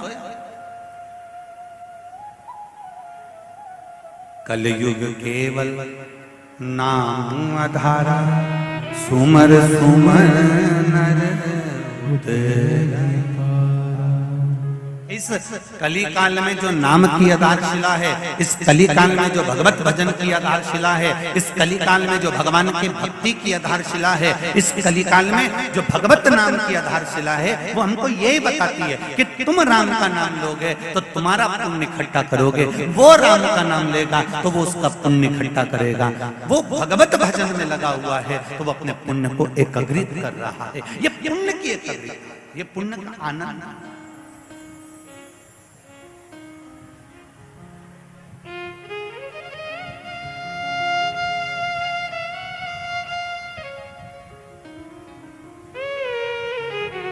क्या मिला, कितना प्राप्त हुआ? ये गांव के लोगों ने पानी की व्यवस्था, अपने अपने घरों में लोगों को रुकाने की व्यवस्था, रोड पर आप चल कर जाओ तो कोई पोया बंटवा रहा है, कोई मोटरसाइकिल से छोड़ रहा है, कोई चाय बंटवा रहा है, कोई कुछ बंटवा रहा है, कोई साबूदाने की खिचड़ी बंटवा रहा है। रास्ते भर पानी पिलाने की व्यवस्था लोगों ने रखी है। ये पुण्य किसी दूसरे का नहीं है, ये पुण्य तुमने कमाया है तो तुमको इसका फल मिलेगा जरूर।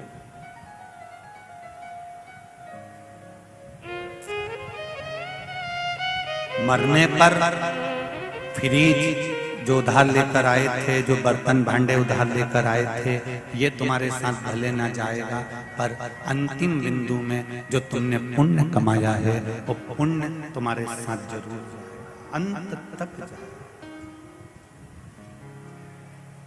इससे तो आगे भजन ही है साथी, हरि के भजन बिन अकेला रहेगा। अरे मन ये 2 दिन का मेला रहेगा, कायम ये जग का झमेला रहेगा। अंतिम बिंदु है। ये जितने परिवार वाले दिख रहे हैं, ये जितने कुटुंब वाले दिख रहे हैं, जितने अपने सम्मुख में नजर आ रहे हैं, ये सब तुम्हारे धन और वैभव के दिखने वाले हैं। जब प्राण छूटेंगे, परिवार घर सब वहीं पर रह जाएगा। कोई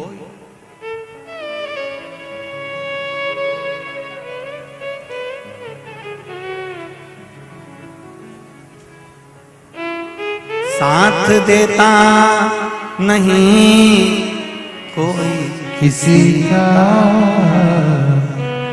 क्या भरोसा इस जिंदगी का।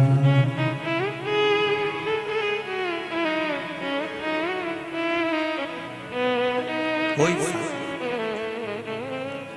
तब अंतिम बिंदु में ये शिव महापुराण की कथा जो आपने कार्तिक महीने में इस पावन प्रांगण में बैठकर भीकन गांव की धरा पर सुनी है, जितने लोगों ने टीवी के सामने आस्था चैनल पर सुनी है, जितने फेसबुक यूट्यूब पर कथा को श्रवण कर रहे हैं,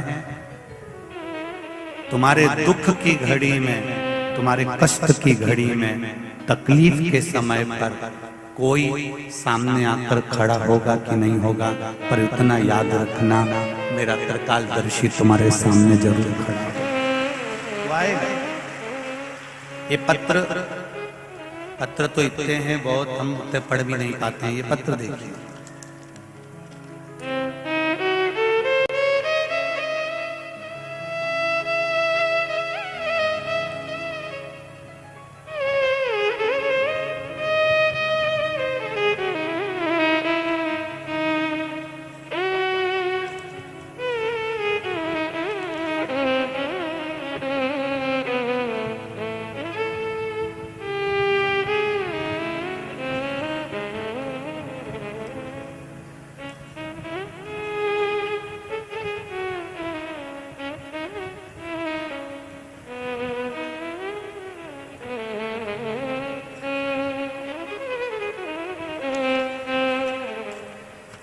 पत्र देखिए।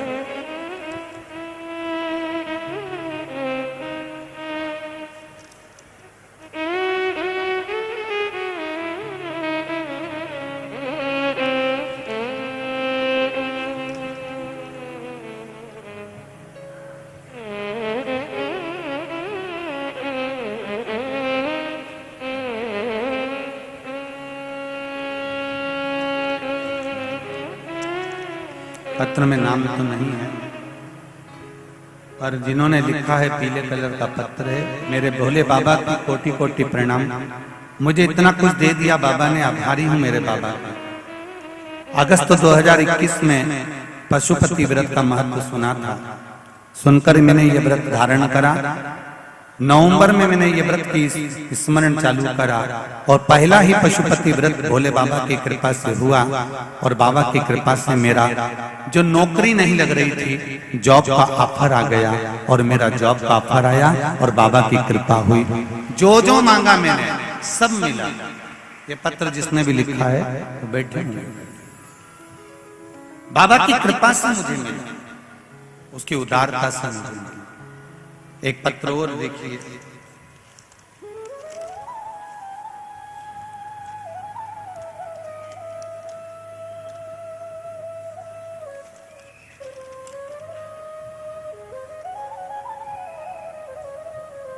मेरा नाम अनीता श्रीवास्तव है, मैं ग्राम जुलवानिया से हूं। कहीं बैठी हो अनीता जी श्रीवास्तव, ग्राम जुलवानिया से, तो दोनों हाथ अवश्य हिलाएं जहां कहीं बैठी हैं।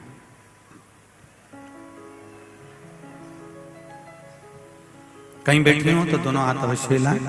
मेरा नाम अनीता श्रीवास्तव, मैं ग्राम जुलवानिया से हूं। मेरी बहू जो बीकन गांव की ही रहवासी है, डिलीवरी के समय पर उसका केस बिगड़ गया था। हम उसे खरगोन लेकर गए, पर वहां कोई भी डॉक्टर उसका केस नहीं ले रहा था। गुरुदेव, बड़ी परेशानी हुई और अंत में डॉक्टरों ने कह दिया ये केस बिगड़ गया है और इसको इंदौर ले जाओ। हम इंदौर लेकर गए और बाबा की कृपा से वहां पर 30 मिनट के बाद ही नॉर्मल डिलीवरी बाबा की कृपा से हुई। श्री शिवाय नमस्तुभ्यम का जाप करते गए, जहां पर डॉक्टरों ने कह दिया था कि एक बचेगा, बाबा की कृपा से दोनों ही सलामत हैं। हम फोटो भेज रहे हैं गुरुजी। ये शिव कृपा, शंकर की उदार दया, आपका विश्वास, आपकी दृढ़ता, आपका भरोसा मूल। अब शिव के मंदिर जब भी जाएं, ये मत सोच कर जाना कि शंकर भगवान आपको बहुत धन दे देंगे या दौलत दे देंगे या संपदा दे देंगे। कभी आप शिव महापुराण की कथा अगर टीवी पर सुन रहे हो या मोबाइल पर सुन रहे हो या इस पंडाल में बैठकर कथा सुन रहे हो, तो ये मत सोचना कि सीवर वाला महाराज तुमको कोई धन दे देगा या कोई दौलत दे देगा या कोई चमत्कार दे देगा या कोई ऐसी बेल भभूति दे देगा जिससे कुछ तुम्हें प्राप्त हो जाएगा। हमारे पास ना तो बेल है, ना हमारे पास में भभूति है, ना हमारे पास कोई चमत्कार है। हमारे पास तो केवल श्री शिवाय नमस्तुभ्यम और एक लोटा जल, इससे ज्यादा कुछ भी नहीं है।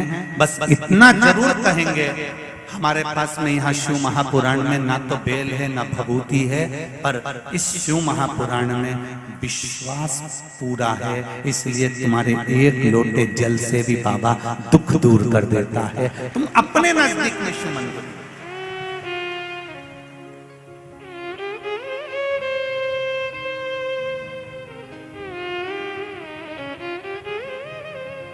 अपने गांव में, अपने नगर में, अपने शहर में, अपनी कॉलोनी में, अपने अड़ोस पड़ोस में जो शंकर जी का मंदिर है, शंकर जी का मंदिर कभी छोटा और बड़ा नहीं होता, जो शिव मंदिर हो तुम्हारे पास में, जैसा शंकर जी का मंदिर हो, आप तो बस एक लोटा जल वहां चढ़ाना चालू कर दो।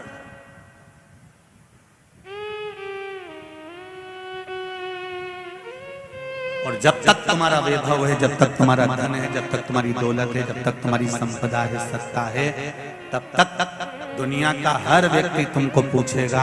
और जिस दिन तुम्हारा वैभव, तुम्हारी सत्ता, तुम्हारा धन, तुम्हारा दौलत और ये शरीर भी धीरे धीरे जब ढलने लगेगा, कोई नहीं पूछने वाला। नर्मदा जी नहाने कौन कौन गए? जरा हाथ उठाओ। सब गए हो? धर लो धर लो धर लो। नर्मदा नहाने जाओ तो नर्मदा जी के घाट पर बहुत सारी मूर्तियां रखी रहती हैं, एक भी मूर्ति उसमें से साबुत नहीं होती, सब खंडित होती है। बोलो री जी सही है, बोलो जम के बोलो। खंडित। नर्मदा जी के घाट पर स्नान करने जाना तो देवताओं की मूर्तियां, खंडित मूर्तियां आपको घाट पर मिलेगी। दिवाली हो जाए, दिवाली के बाद किसी पेड़ के नीचे जाकर देखना तो तुम्हें खंडित मूर्तियां ढेर मिलेगी। बोलो सही है कि गलत? खंडित मूर्तियां।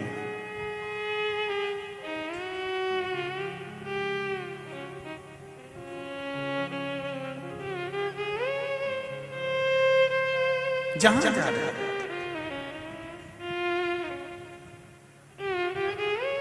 आपका मन पड़े, जहां जाकर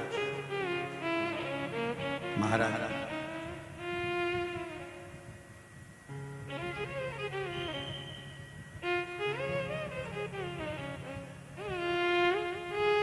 किसी का उंगली टूट गई, किसी का हाथ टूट गया, किसी का चरण खंडित हो गया, किसी का कान टूट गया, उसको लोगों ने मंदिर में रखा क्या?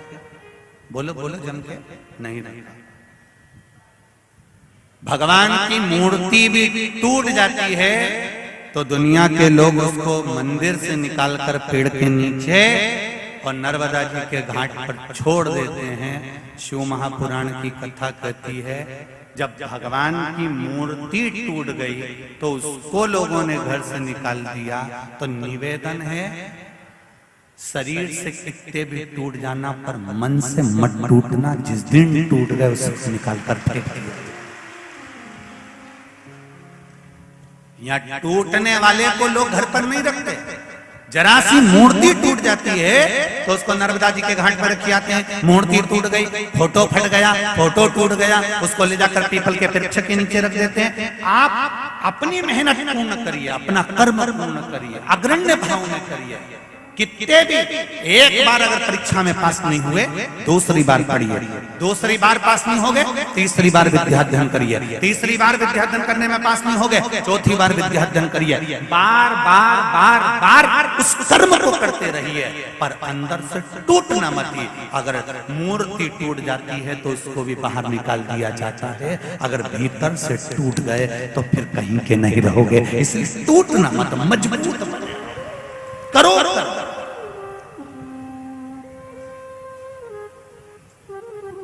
मेरे नवयुवक बेटा बेटियां, छोटे छोटे बच्चों, जितने बच्चे बैठे हैं उनसे भी कहूंगा, नवयुवक बेटा बेटियों से कहूंगा,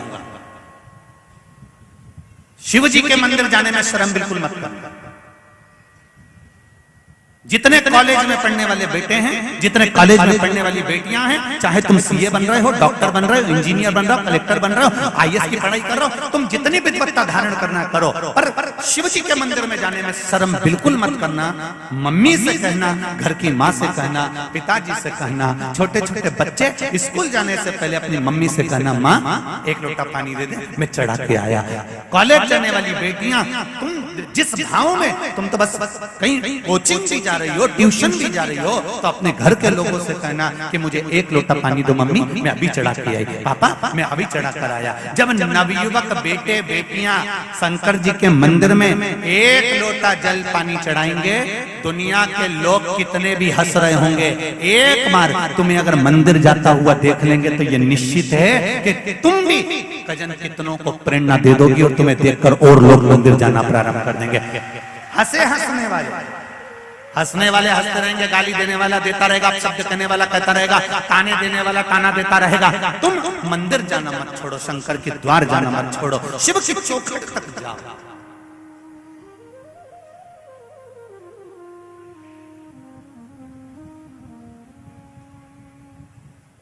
बहुत लोग मिलेंगे तुमको दुनिया में, और बहुत मिलेंगे रे, ऐसे ऐसे मिलेंगे कि तुमको इतना ज्ञान देंगे क्या होता है शिव पुराण से, क्या होता है राम जी की कथा से, क्या होता है भगवान को अगरबत्ती लगाने से, क्या होता है भगवान को दिया लगाने से, क्या होता है भगवान का भजन करने से।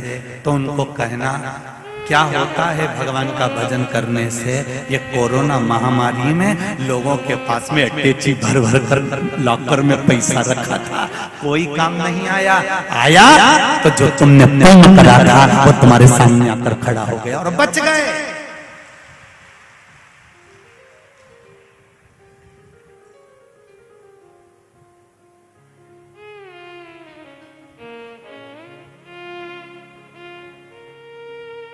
तुम्हारा पुण्य तुम्हारे सामने, तुम्हारा भजन तुम्हारे साथ में, तुम्हारा कीर्तन तुम्हारे साथ में। तुम्हारे रिश्तेदार तुम्हारा साथ देंगे कि नहीं देंगे, तुम्हारे परिवार वाले तुम्हारा साथ देंगे कि नहीं देंगे, तुम्हारे कुटुंब वाले तुम्हारा साथ देंगे कि नहीं देंगे, तुम्हारी पत्नी बच्चे पति कुटुंब परिवार तुम्हारा साथ देगा कि नहीं देगा वो पता नहीं। पर शिव महापुराण की कथा, भगवान शंकर अमरनाथ की गुफा में माता पार्वती जी को जब अमर कथा कर रहे हैं, तो अमर कथा कहते हुए शंकर